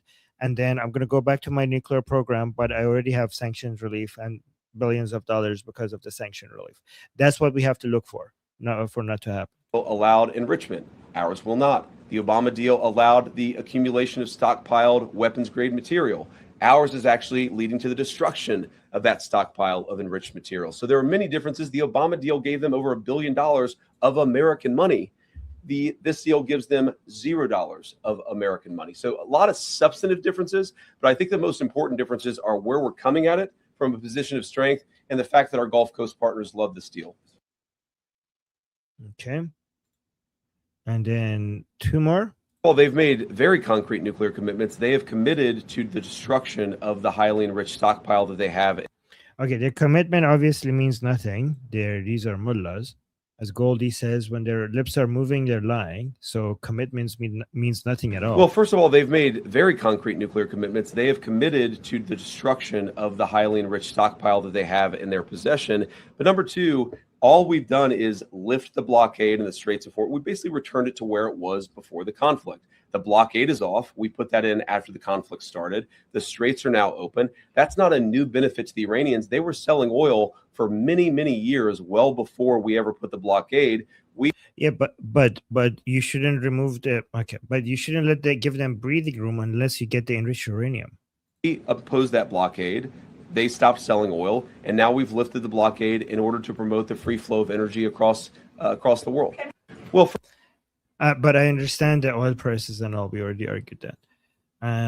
But even here's the thing. I understand why the blockade had to be removed, but don't give them sanction relief before you get the enriched uranium. I would say to anybody, any of the critics, is number one, have a little bit of faith in the President of the United States. The idea that he is going to strike a deal that's been bad for the American people, it's preposterous. He is the person who has had the courage to fundamentally transform our relationship with Iran and with a lot of other countries over the last year and a half. He believes in this deal. He is going to see it to completion. And if the Iranians don't comply, we still have every single tool and point of leverage that we have today. That'd be message number one, is have a little faith in the president's ability, given that he's got us this far, to take us the final step. The second thing that I would say is so many of what I've read or heard that people believe about this deal is just fundamentally untrue. It is a memorandum of understanding. It is fundamentally a principle that, yes, the Straits of Hormuz are going to be open immediately, and they already are. Yes, they're going to give up their highly enriched material, but they've got to actually do it. It's about conduct. It's about rewarding good conduct and punishing bad conduct, which in some ways is what we've been doing for the last 3 months vis-a-vis that country anyway. So many of the criticisms, I saw Lindsey Graham came out with a positive statement after expressing some concerns. I think that when people get to understand not just the agreement, but our negotiating posture as a country, they will realize this is an excellent thing for the American people. But that's part of our job. We've got to tell the story about what this means for Americans, how it's going to make all of us safer and more prosperous. That's why I'm here talking to everybody, and we're going to keep on telling that story in the days and weeks to come. I would say to all right, so that was the last one. Just really quickly, I want to show you something that I haven't posted yet, but I just finished editing it before I came live. It was another video from inside Iran, saying happy birthday to President Trump and then asking to get armed. This is obviously in Tehran. You can see that this is the Azadi Square. I'll play it. I haven't shared it yet. I'll play it for you, but because I'm looking for a good caption yet, I haven't come up with a good caption. I will post it on my X account at ARMIN NAVABI. And, I was hoping that I have it ready so you guys could go repost it right now so it gets a lot of, attention. But given that I don't have it ready, I'll just show it to you guys first. I will put my X account in the chat. If you guys don't mind, just once you see I post it, then please go and amplify it, because these people are taking a huge risk to get these messages out. So I would appreciate you guys to, on X, follow me on X, and then once you see this, to repost it. Okay. So this is a new video I got. It says, "Happy birthday, President Trump." And then it says Armas.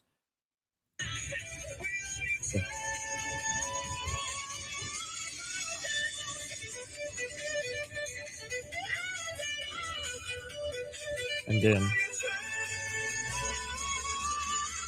so it says this is Armas, this is what we need. So yeah, this was obviously very risky. And also thank you for the correction. I'm sorry, I said Azadi Square. The actual name is Shahyad's Tower. This is the name that was pre-Islamic Revolution during the Pahlavi time, and that's what I should be calling it. I apologize for the wrong name, and thank you for correcting me. Yeah, Shahyad. I will try to remember that. Thank you. Okay. So I have a lot more videos like this coming at me. I just need to edit them, come up with a caption, and post them, and I'll post them on X, so that we could amplify the voices of the Iranian people. And thank you everybody for helping me increase the, helping this reach to more people. Okay, so let's go to, sorry guys for the delay today. Let's go through the Q&A. Thank you guys for all the support. And okay, thank you so much for the very generous super chat. Saying Iran and Israel together will flourish in peace. Yes, they will. Yes, Absolutely. Absolutely. Yes, I'm Israel Chai Javid Shah, for sure. Yes, thank you so much for the very kind support. I don't know how to pronounce your name, but thank you so much. And then we have, oh, and you also became a member, same person. GSK. Yeah, our bossy. Thank you so much. Thank you. And then we have Fleshy Interloper with a super chat saying, first, childish, I know, so sue me. Okay. Okay. Await the letter, okay? Once I find your address, you will get the letters from, you will be hearing from my lawyer. So, Fleshy. I just don't have your address, so it's going to be hard to sue you. But thank you so much for supporting us. Amir, thank you so much for the super chat saying, Javid Reza Pahlavi, Reza Pahlavi speaks truth and have the heart for everyone. Any other politician speaker looks like a Timu cheap version in comparison. Like, Amir, I think you in Israel, among all Israelis, you're a bigger fan of Prince Reza Pahlavi and the Iranian people. Like, I know Israelis love the Iranian people, but your level of expression for your love for the Iranian people and Prince Reza Pahlavi is unmatched, and I really appreciate that. Thank you. Okay, I think Amir is going to move to Iran from Israel once the Islamic Republic falls, given his love for Iran, right? And Amir with another super chat saying, if I am a soldier and my general going to sell us to the enemy, who cares how great he was beforehand? ? Who cares if I blame him? My enemies may smile. That's the situation. Oh, you're saying that if we criticize President Trump, if our enemies smile, who cares about the situation? Well, here's the thing. If I blame, I'm not saying don't blame him. If you think he's blameworthy, I'm not saying don't do that. I'm just saying that, you just in the previous super chat, you said that you respect Prince Reza Pahlavi, okay? So just look at the way Prince Reza Pahlavi is criticizing. He's not attacking, he's criticizing, right? So if you want to blame. If you want to criticize. My suggestion is to match his tone, right? If you believe that he's a good politician and he's doing it right, do not hold yourself back from the criticizing or blaming. Just do it respectfully and do it basically exactly how he's doing it. And thank you so much, Amir, again for the support. And Fleshy Interloper with another super chat saying, will MAGA buy this? Oh, depends on which. So MAGA is not a monolith, right? There are parts of MAGA that, if President Trump agrees with it, they agree with it. There are some parts of MAGA that are more pro-Israeli, and there are some parts of MAGA that are more anti-Israeli. And I think that the parts of MAGA that are anti-Israeli are unwinnable right now because they already have given up on President Trump, and they think he's he's been taken over by Zionists. The parts of MAGA that are pro-Israel, I think that they have more influence, and and they are actually very clever in criticizing President Trump if they think that he's not going aggressive enough against the Islamic Republic or not supportive enough of Israel. But I've seen that they are a lot more politically savvy with regards to how they voice their criticism, right?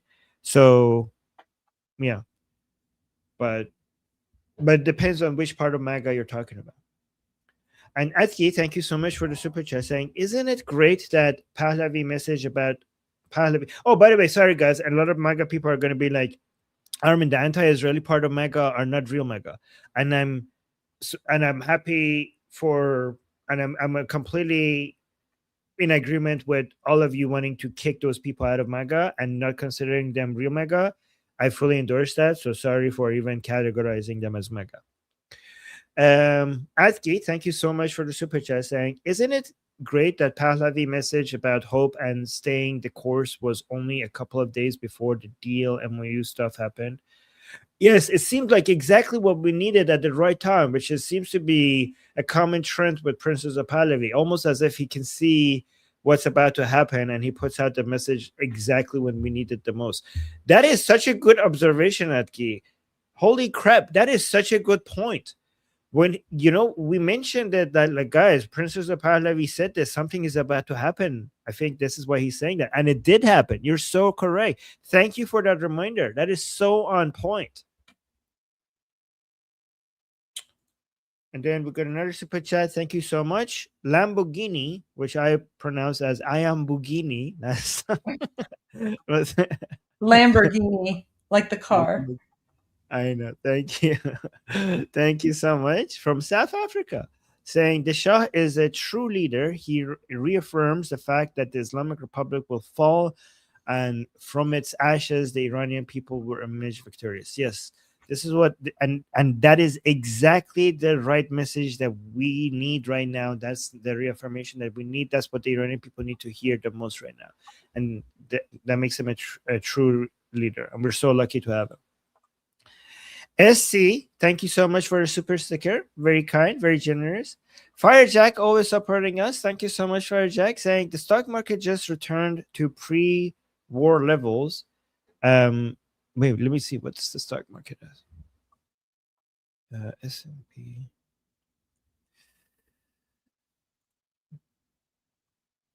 The stock market, I think you're talking about oil prices. The stock market is at record highs. Like I was thinking, like, did we see a crash in the stock market?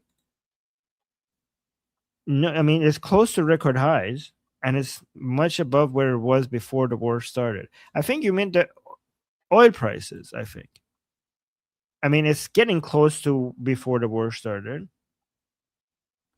So yes, I think if you're talking about Brent oil, if you're talking about oil prices, then yes, it's returned to closer to pre-war levels. But the stock market is at record high, close to record highs, and it's far away from where it was before the war.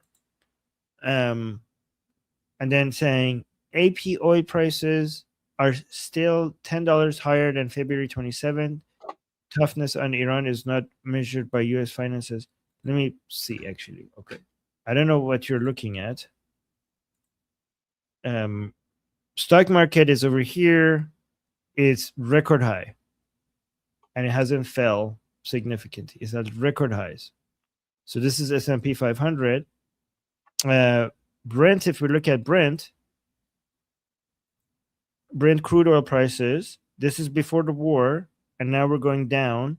So we are 77, which is crashing, and it's getting closer to pre-war levels. So it's going back to pre-war levels. So that's what I'm saying.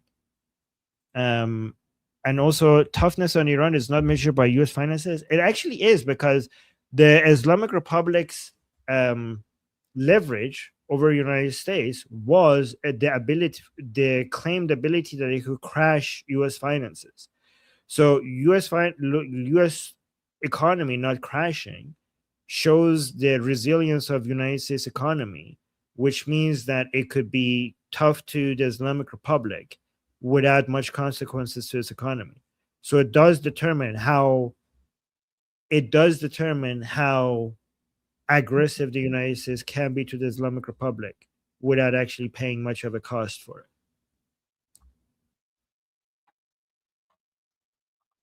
That's what I think. And thank you for the super chat. And then we have SC with a super chat saying, first, I wanted to thank you for all you do. I wanted to say that I had a chance to interview by Washington Post, to be interviewed, I think you mean, by Washington Post. Most of what I said published, except mentioning King Reza Pahlavi. Oh, so guys, look at this. You talked about King Reza Pahlavi, and they didn't mention that they published yet. You know what? I had that experience as well. I've been interviewed by different publications, and I mentioned Princess of Pahlavi, and they didn't include that part many times. So that is it. That is interesting that you had that experience as well. And thank you, by the way, for your support. Shen Zimari, thank you so much. Saying, Armin, I watched your I-24 interview live on their YouTube channel. You looked and sounded so natural, just like in your live stream. Well, thank you. I'm so proud of you. Oh my God, that is so sweet. I appreciate that. Thank you for saying that. Guys, you guys are so you guys are such a source of motivation for me. You know, I have no idea. I really appreciate that. Thank you. Amir with the super chat saying, you just became better with interviews. Well, thank you. You're calm and collective. You also look more to the camera area. Thank you. Okay. I'm so proud of you and your amazing skills. Waiting for the day I'll see interview with the suits. Okay, yes. Yeah, I need to go shopping again. Well, thank you. I appreciate that. You know, guys, I've been told that everything that I bought is too loose, and people are saying I need to go and get one size lower. So I first need to do that. Yeah. And thank you, Amir. Yeah, I'm like exercising and everything, and it's not showing because my shirts are too loose. And like, what's the point? What's the point of going to the gym if I'm wearing baggy clothes and it doesn't show my improvement? All right, and thank you, Helen. Thank you so much for the super chat saying, Mr. Armin, hey there, Javid Shah. Well, Javid Shah, back at you, Helen. Thank you so much. I appreciate that. Yeah, thank you. That's sweet. And then we got another super chat by the Persian American Noah, our very own Noah, saying, Armin, you did amazing in this interview. So proud of you, man. Oh, well, thank you. Thank you. By the way, you need to go on Piers Morgan, maybe with Goldie or Elika. I don't know. Thoughts? I mean, they don't want me there. I think maybe they watched my reviews of Piers Morgan and they saw how brutally, you know, I didn't show him any mercy. So I think they're like, okay, if we bring this guy on, he's going to be exposing Piers Morgan. So let's not do that. It's not worth the risk, you know? So yeah, but Goldie has been trying to help me get there on Piers Morgan and it hasn't worked. Probably, yeah, I don't know. Is it probably not big enough? Not big enough for Piers Morgan. Or maybe they're afraid of me. Which one is it, guys? Are they afraid of me? Maybe they're afraid of me. And thank you, Noah. Thank you for the super chat. And T. Thompson, thank you so much for the super chat saying, yes, where is General Skid Mark in this deal? Oh, wait, what's that reference? Goldie, what's this reference? I don't know. It's to Vahidi and the Mohr mark on. Oh, okay. Okay, yes. Yeah, we haven't seen him recently. I mean, we haven't seen him, and he hasn't issued a statement recently either. So that's interesting. Interesting. So we'll have to see. And then we got another super chat from Boboism saying 100, Armin, 100%. So this was probably a super chat when I was making a point, and Boboism thought that I was making the correct point, and that's the reason why this is there. So I appreciate that. Thank you so much. And then Helen with another super chat. Thank you again, saying, Goldie, sweet Goldie, Javid Shah. Thank you, Javid Shah. Javid Shah. That's sweet. And then we got Mev Storm. MEV Storms Hut. Thank you so much for the super chat saying the interview will give hope to the Iranian people. Well, thank you. I appreciate I appreciate that you think that. Thank you. And then we had, oh my god, guys, I'm not gonna explain this username, but if you know, you know. Okay, get al zooted. And the profile guys, look at the profile picture. It matches the username. Okay, guys, if you know what this is referring to, don't explain it to anybody. Just say you know. Just say you know what what the profile picture and the username is referring to. If you know, just say in the chat, I know. But don't explain it to anybody because this is a family-friendly show, okay? Oh my God, that's a perfect. I love your username. Thank you. So saying America is a dying empire. It has all the symptoms. The faster we disconnect, the better. Their aid is nothing but chains to make sure we never win. So I don't think America is a dying empire. If you actually look at I studied finance in school and economics, and if you actually look at the foundations of what make America great, it's the gap between U.S. power and the rest of the world is widening. It's actually getting more. It's not getting less. It's getting more. We are moving into a Cold War segment of history, and we're also in the middle of the fourth industrial revolution. And the United States is unbelievably perfectly in a position to take advantage of both of that, right? Especially with the fourth industrial revolution, with AI and robotics, United States access to energy and to skilled labor and to unbelievably high amount of capital makes it so that this gap is going to actually increase on a rapid pace, especially because with this fourth industrial revolution, we have a winner take all kind of situation. Like anybody that has the smallest advantage, 10 years, 20 years, 50 years down the line, even the small gap will widen up into such a unbelievably big gap between United States and everyone else. So, for example, guys, with the AI race, we don't have first place and second place and third place. With the AI race, we have first place, and then everybody else is like nowhere to be seen. And United States is so perfectly positioned right now in a situation to take most advantage compared to any other country when it comes to the current industrial revolution that we are in right now, right? And also when it comes to I do agree with the aid, like when it comes to between. So here's what I agree with you. I believe the relationship between United States and Israel should not be based on aid.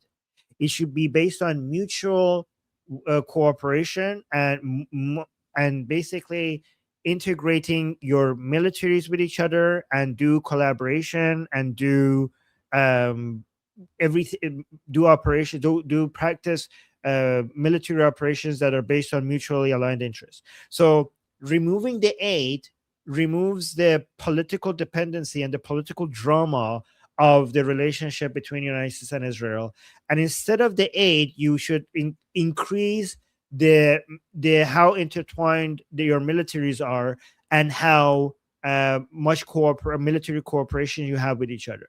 I think I do agree with you that is in the best benefit of Israel for the aid to be removed, because it's just too much. Honestly, the aid is very little compared to the entirety of Israel's military budget, and it's too much headache for Israel anyway.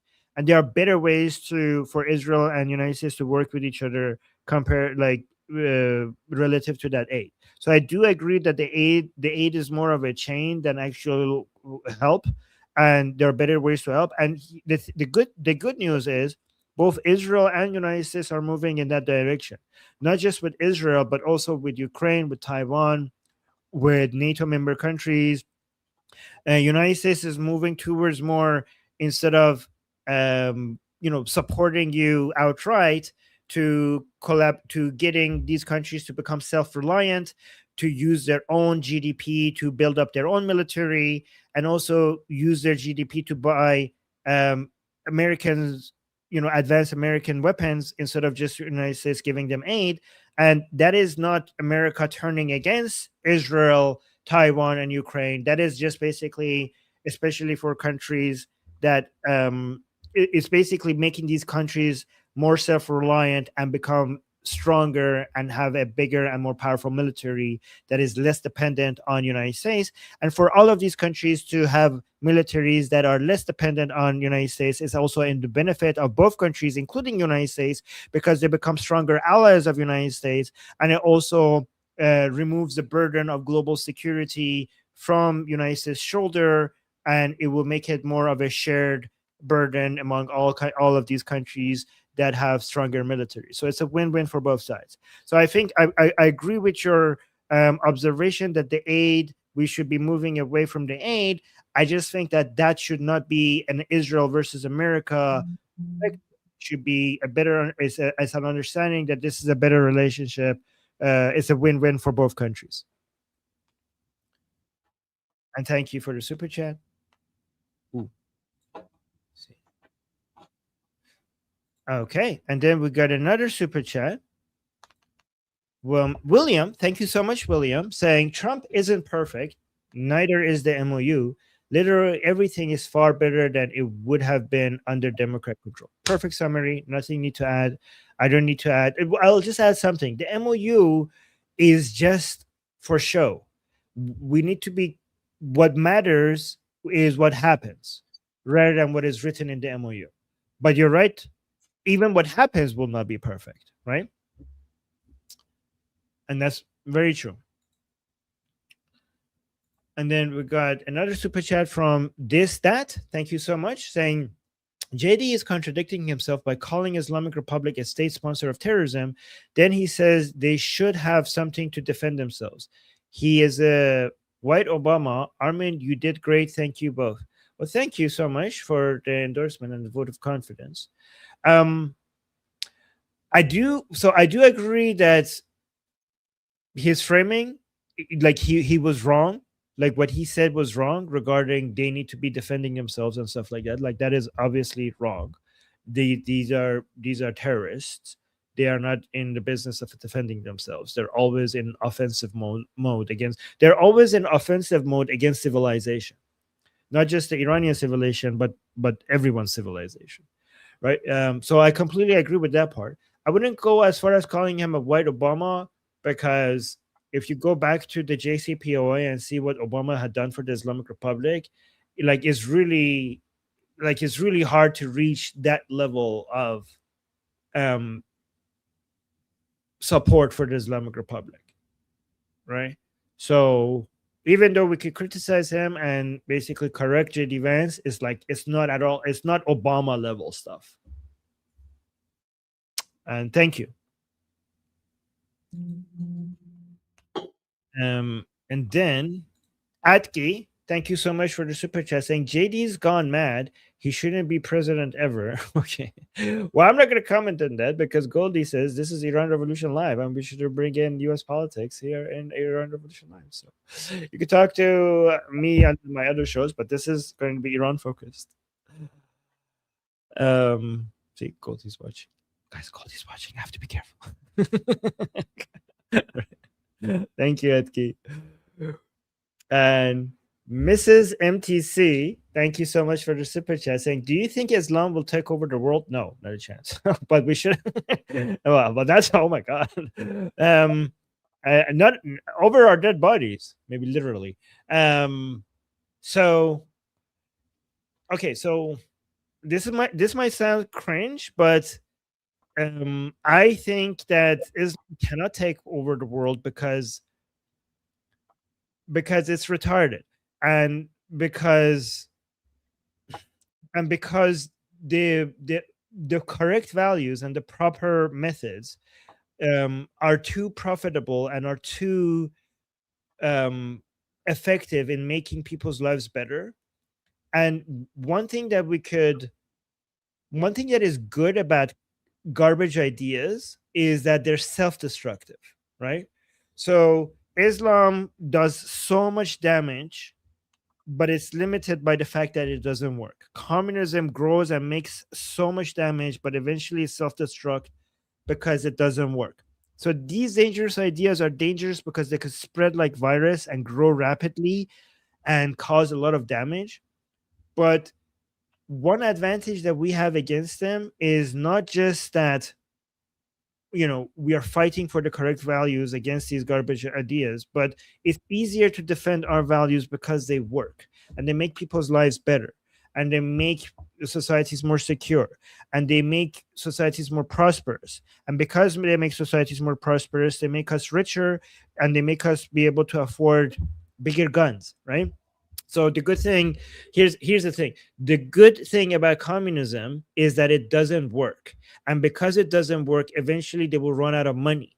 And because they run out of money, their armies are going to be small. Same thing with Islam, right? The good thing about Islam is that it doesn't work. And because it doesn't work, they eventually are going to self-destruct. And because they're going to self-destruct, they're not going to be able to afford, they're not going to be as prosperous. And because they're not going to be as prosperous, they're not going to be able to afford as big of an army.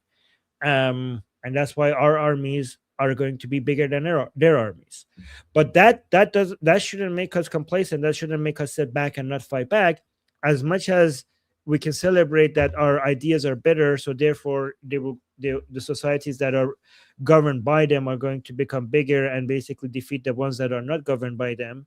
It does require us to be fighting for these values, for the good values, and against the bad ones, because you can't be like, okay, we should sit back and not fight against the bad ideas and for the good ones, because the good ideas will win regardless. Well, part of the reason why they will win is because people notice that they work and they will fight for them. So you should be, and then you fighting for the good values and against the bad ones should be an inevitable result of these values working. So we are part of that process. So we should be fighting against these bad ideas and for the good ones. That became more philosophical than it needed to be, but okay. Sorry. Let me know if I went too far with that. Okay, and then we got another super chat. We got Minor Dine. I don't know if I pronounced that right, but it's okay. Thank you for the super chat, saying a contract, treaty, or MOU is only as reliable as the parties signing it. It is silly to put any faith in this piece of paper. Only force will be respected by the IRGC. I mean, you're completely correct. So the enforcer of this MOU is the United States. So it's basically whatever United States wants to happen, that's what should happen, right? The paper itself is meaningless. Whatever United States considers as abiding by what they want will be what matters, right? Because they have the power. The MOU is not irrelevant because the MOU itself, the text on the MOU is not binding. So it's not going to have any legal, enforcement power unless the United States wants it to. What the MOU, a lot of people are here's what people are not understanding the MOU. They're looking at the MOU as a legal document. The MOU is a marketing document. It's not a legal document. It's a marketing document that the United States has given to Ghalibaf for the sake of showing it internally to say, guys, this is not as bad. Let me control things. So the United States could use Ghalibaf against other parts of the Islamic Republic, against the IRGC and the Supreme Leadership and the Pagari Camp. So that's what the MOU is. The MOU is not a legal document. It's the marketing document for Ghalibaf to be able to sell this internally, so that Ghalibaf could maybe slowly give in more to the Americans, perhaps, if we could manage to keep pushing the IRGC back. And thank you for the super. Let me know if that makes sense. Then we got another super chat from Ida. Hi, Ida. Thank you, saying, Armin, Goldie, how are you doing, guys? Well, I'm doing great. Thank you, Goldie. How are you? Doing great. Thank you for asking. Having a bit of a crazy hair day today because it's really frizzy outside, frizzy and humid outside. But other than that, doing great, keeping up with the news, and yeah, super busy. It actually looks great. I don't know Well, what you're talking about. Thank you. Yeah. Okay, well, thank you, though. Bill Herman, thank you so much for the super chat, saying, so has IRGC got any funds yet? No, not yet. The first thing that we're going to be looking at is whether or not so there's three parts, right? The sanction relief, the 24 billion fund release of frozen funds, the $300 billion of investments. Okay, so the first thing we need to look for is not the funds release, is the sanction relief. That is not the fund release, but the sanction relief. That's the first thing to look for. The funds release, we need to make sure that it's only going to be in response. Okay, so actually there's four: blockade removal, sanction removal, $24 billion in frozen funds release, $300 billion in private investments in private industry, private corporations and private industries in Iran. So the blockade has already been removed. The sanctions relief, we're getting contradictory statements. We're going to have to look into that. The $24 billion release of frozen funds has not happened yet. The $300 billion of private investments investing in Iran is hard to believe who will do that. We have to see, given the current situations, I think a lot of private businesses would respond like, yeah, I don't like to burn my money away, so no thank you. But we have to see if the conditions could be created for private businesses to come invest in private businesses in Iran. That would not be in favor of the IRGC, because the private sector is a threat to the IRGC. But that's the summary of the four things that you need to look at. Let me know if that was understandable or a good summary or not. And then we got another super chat. Thank you so much from Wyatt saying, can we move on next week? This awful deal is causing infighting. I'm afraid this could hurt the freedom movement and the Iranian people. Love you guys. Well, Wyatt, the good thing is that it's causing infighting among our enemies as well. So, and I think it's causing more infighting.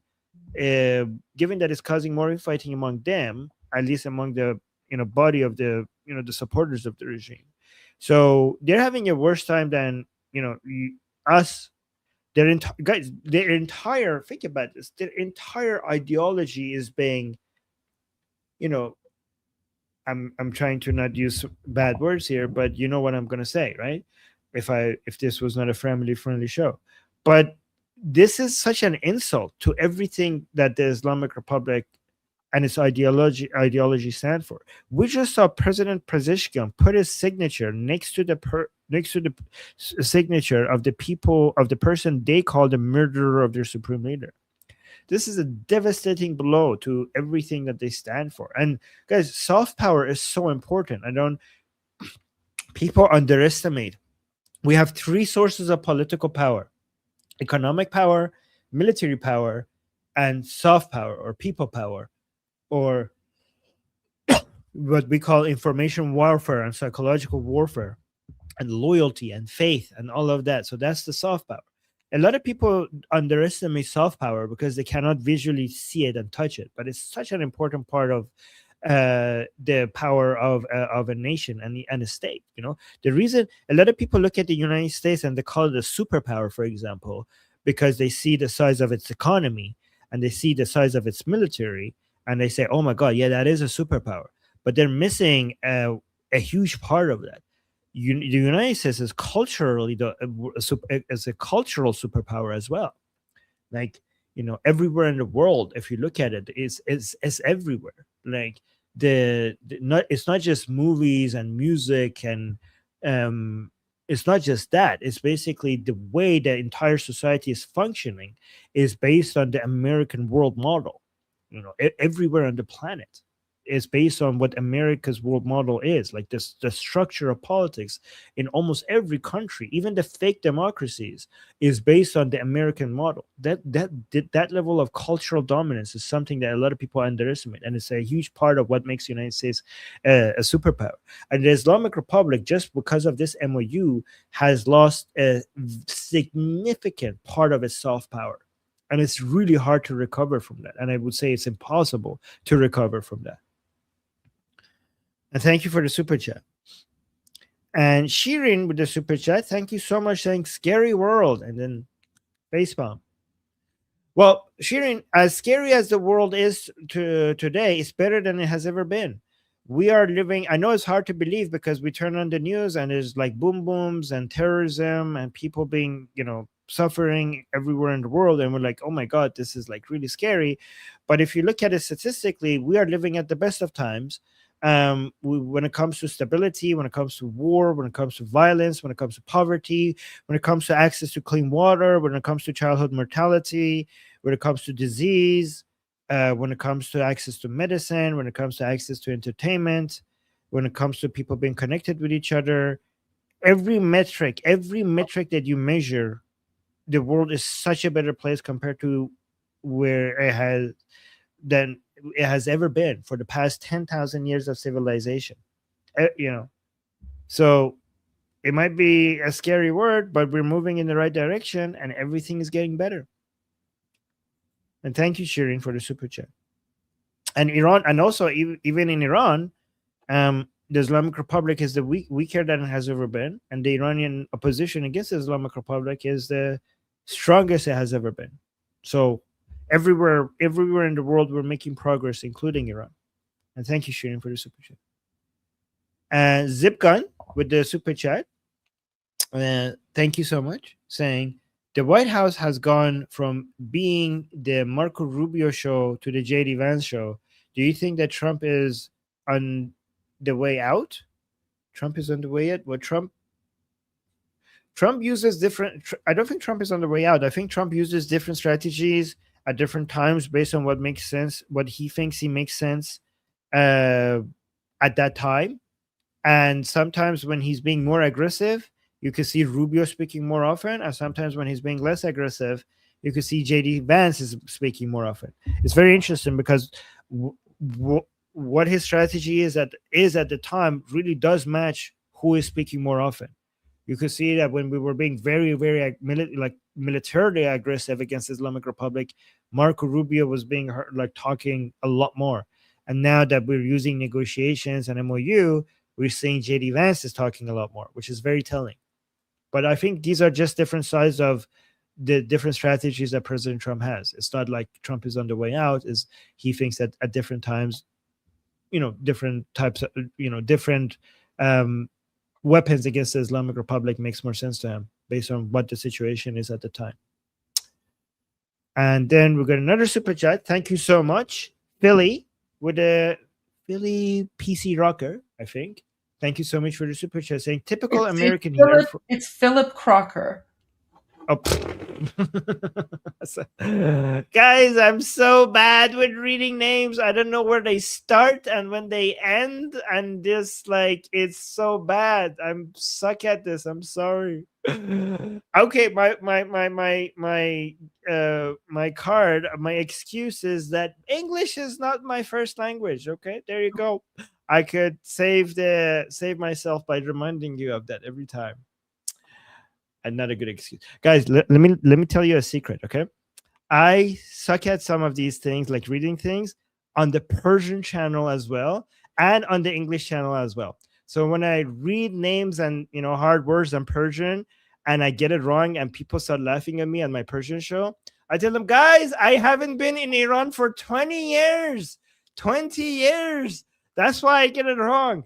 And then on the English live streams, when I read something and I don't know how to pronounce it and I get it wrong, like, guys, English is not my first language. So yeah, I'm Iranian. Okay, Persian is my first language. So I suck at both sides. Like, I expose myself. Okay, on the Persian channel I suck, and then the English channel I suck as well when it comes to reading these things. Okay, so Philly PC rocker. All right. So it's saying typical American here from Southern California. I got that one at least. Thank you for standing up for freedom in Iran. Well, thank you. Thank you. Appreciate that. Oh, guys, this is what I have been doing wrong. That's what I should just blame the Jews. Just, yep, there we go. That's what that's just make. Thank you, Torah. Thank you that you just made my life so much easier. That's what I suppose. That's what I should do. Okay. The perfect scapegoat. Oh my God. No, I'm not going to read that. Okay. Alexia, thank you so much for the super chat saying, can I leave the bush and fight with my brothers and sisters in Iran? I will give my life to free our brethren, Javid Shah, Payande Iran, Havatu Daram. Well, thank you, Alexia. That's very sweet. Hopefully you don't have to give up your life for, anything. But I appreciate your support and your enthusiasm. Thank you so much. I really appreciate your support. I really do appreciate your support. You always are here and keep giving us the kindest words. Somebody saying Armin is trying to fake modesty. LOL. I just told you that well, okay. What? How am I faking modesty? What am I supposed to do? I'm just being myself. I'm not trying to fake anything. I don't know. This is me being me. I don't. How do I stop faking? If I'm faking modesty, how do I stop that? What do I do? What am I doing that is faking modesty? Like, I don't know what that even means. Am I even being modest? I'm defending I'm coming with a ridiculous defense for not being able to read people's names. So that's not faking modesty. That is coming up with excuses. Oh, there we go. Actually, here. You want me to stop being modest? Look at this. Armin is multilinguistic, so talented. There you go. I'll take that. I'll stop. I'm not modest. I am very talented. There you go. And then we have another super chat by Robert. Let me see where the name stops and the last name begins. Robert Rogers. Okay. Say, my dear friends, keep the faith, Javid Shah. What Javid Shah? And number one, our first honorary Iranian. Our first honorary Iranian. Always remember. And then we have Blackfish Blues. Guys, every time I read my username, I have like trauma. Like, I'm going to get this wrong. Thank you for the super chat saying, Armin, Time magazine covered the uprising by interviewing the only 3 Iranians in the world who are left-wing and never mentioned the crown prince. God damn it. Are you kidding me? That is so infuriating. Oh my God, I'm late for the discussion group. What am I doing? Okay, I'm having too much fun with you guys. I'm 5 minutes late. Okay, that is infuriating. Thank you for making me angry. Ida saying, I know, laughing emoji. And then Shao, oh my God, Shao Kahul with the super chat. Thank you so much. Saying, US is not dying at all. Come on, is doing very well. I am very disappointed with this deal, MOU. I don't know why not keep up the pressure. Yep. I hear you. We'll come and discuss it in a discussion group, which I'm so late for. Zipcon 2, or as some people like to say, 11, is saying without, I think that's 2, I don't know. Without the will to risk war, war loses. The US is a lot weaker despite military disparity. I think what you're seeing as weakness is United States being a democracy, and democracy looks like it's weakened short term because the will of the people is important, and that limits what you could do with your military, and that limitation makes the country look weak. But if you look at it over the long term, the very thing that makes a country look weak in the short term makes them strong in the long term. And thank you for the super chat. Fuka with the super chat saying JD Vance was borderline anti-Semitic today. Really? Which part? Israel was not built by us taxpayers. Yes, it was built by Jewish blood and sweat. JD Vance has to shut the F up ASAP. I forget which part of what he said you're referring to. I have to go listen to it. But as much as Israel owes United States owes Israel, and Jews worldwide. If it wasn't because of Jews, United States would not be the superpower that it is today. So the benefit is both ways, and Americans should remember that. And thank you so much for the super chat. Lamborghini, which again I misread as I am Bugini, is saying Israel is smart to move away from USA aid. Trump is even smarter if he says it was his idea. This will defang both of their political enemies. Yes, long term, I agree with that. Short term is saying that is causing a lot of anxiety in Israel. But long term, I think it will make Israel stronger. And thank you so much for the super chat. Okay. I'm gonna suck at reading this. Or here. Goldie, help. Or Hirschfeld. Okay, or Hirschfeld. Thank you. Saying, what do you think of Kurds revolt planned by Mossad? So I would think it's an insult to Iranian Kurds to refer to them as Kurds. Let's call them Kurdish separatist groups. And I think it was a bad plan and should have never been done. And those people, those separatist groups are anti-Iranian, and that plan would have never worked. And yeah, I think that was a bad plan. But you know, I mean, I love Mossad, but you can never be perfect. And thank you so much for that. Eric just became a member. Thank you so much. And then we got another super chat by Callie Fortune. I think Callie Fortune saying betrayal.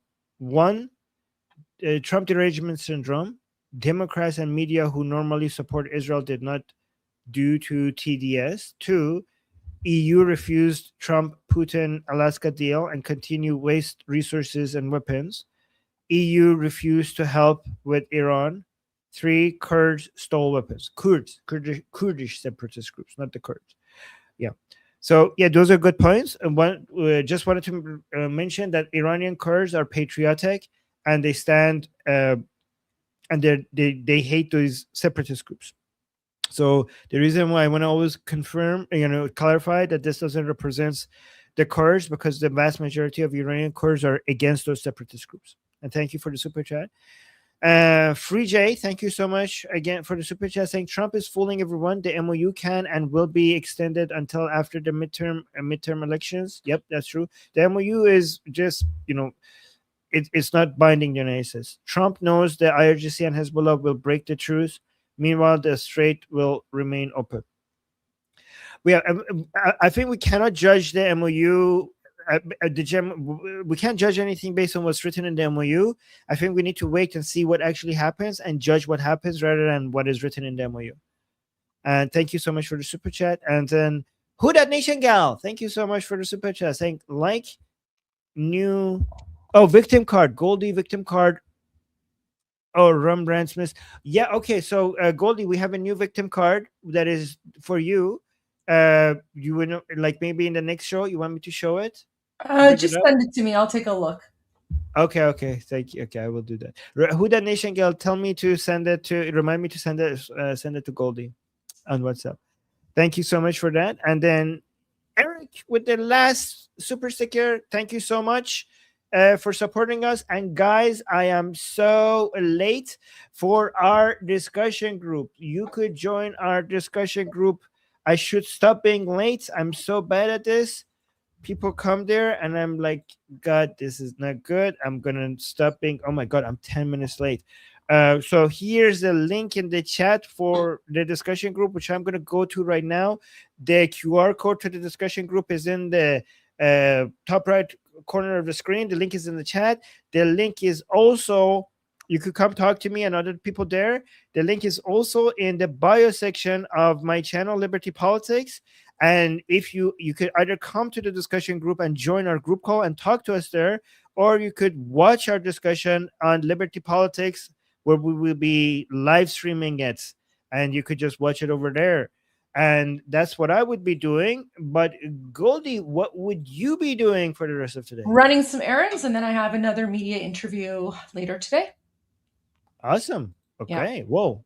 That's amazing. So looking forward to that, sharing that with us maybe at some point. I mean, if I was going to share all my media interviews, the entire show would be me doing interviews, because I've done like literal media interviews every day, but I'm going to be uploading to my YouTube channel so people can watch them there for sure. Goldie is just so popular. If we have wanted to show that, it would just be back-to-back media interviews. It actually would, and I don't want to take up time because their time is limited, right? So, but I will share it. I will upload it to my YouTube for sure. Goldie, we appreciate you being the voice of the Iranian people, and thank you so much for going everywhere and advocating for us. We're so lucky to have you. Best. Yeah, we all have a role to play, so happy to do what I can. But no, this was fantastic, and looking forward to seeing you all very soon.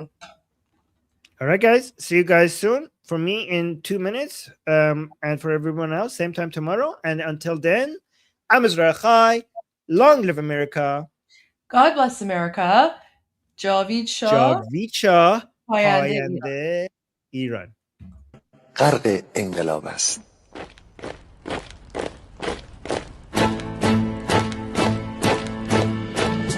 کشور ما، تاریخ ما ترسید گر فرا گرفته، گویی اهورا مستا دوباره در نور خود مرا گرفته.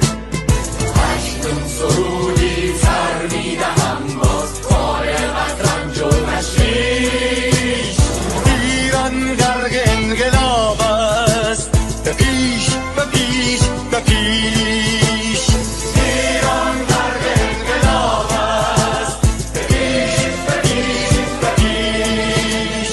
هن ای پدر هن ای پسر، برخیز و با ما شو همگام، درد آن تجربه تلخ ما را نکشیده در خواب. بگذار هر دم بغرند گرگ‌ها دم لباس میش، ایران غرق انقلاب است، به پیش به پیش به پیش، ایران غرق انقلاب است، به پیش به پیش به پیش. کارگر ای برزگر، راحت کنون ادامه دارد در این زمان که پرتو یزدان از هر سو بر تو میبارد. پس پیش به سوی آزادی از بحر خزر تا کیش، ایران غرق انقلاب است، به پیش به پیش به پیش، ایران غرق انقلاب است، به پیش به پیش به پیش. خلق‌ها به پا بهر دفاع از استقلال و آزادی، تا بشکنیم پشت ارتجاع تیریزی ویران آبادی.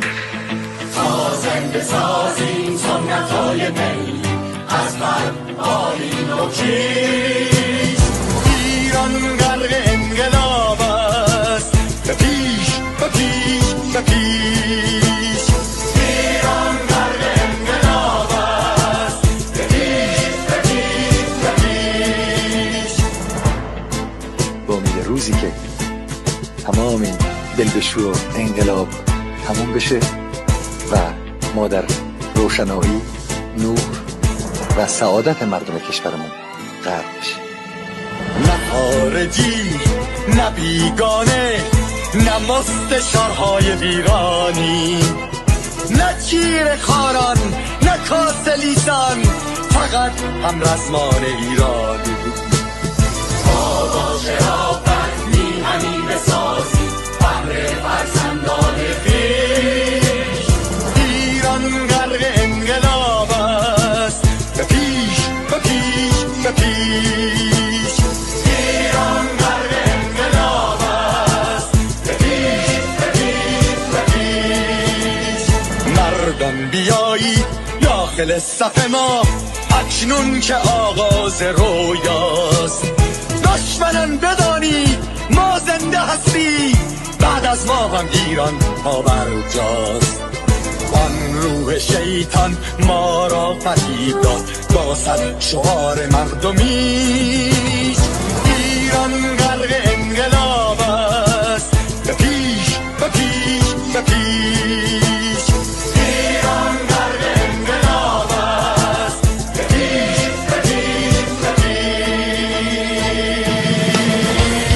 پرچم ما پرچم ایران غرق خون شهیدان روی شان هامان حمل می‌کنیمش در هر خیابان و میدان تا ماسک دلقکان را برداریم از روی تسبیح و ریش ایران غرق انقلاب است به پیش به پیش به پیش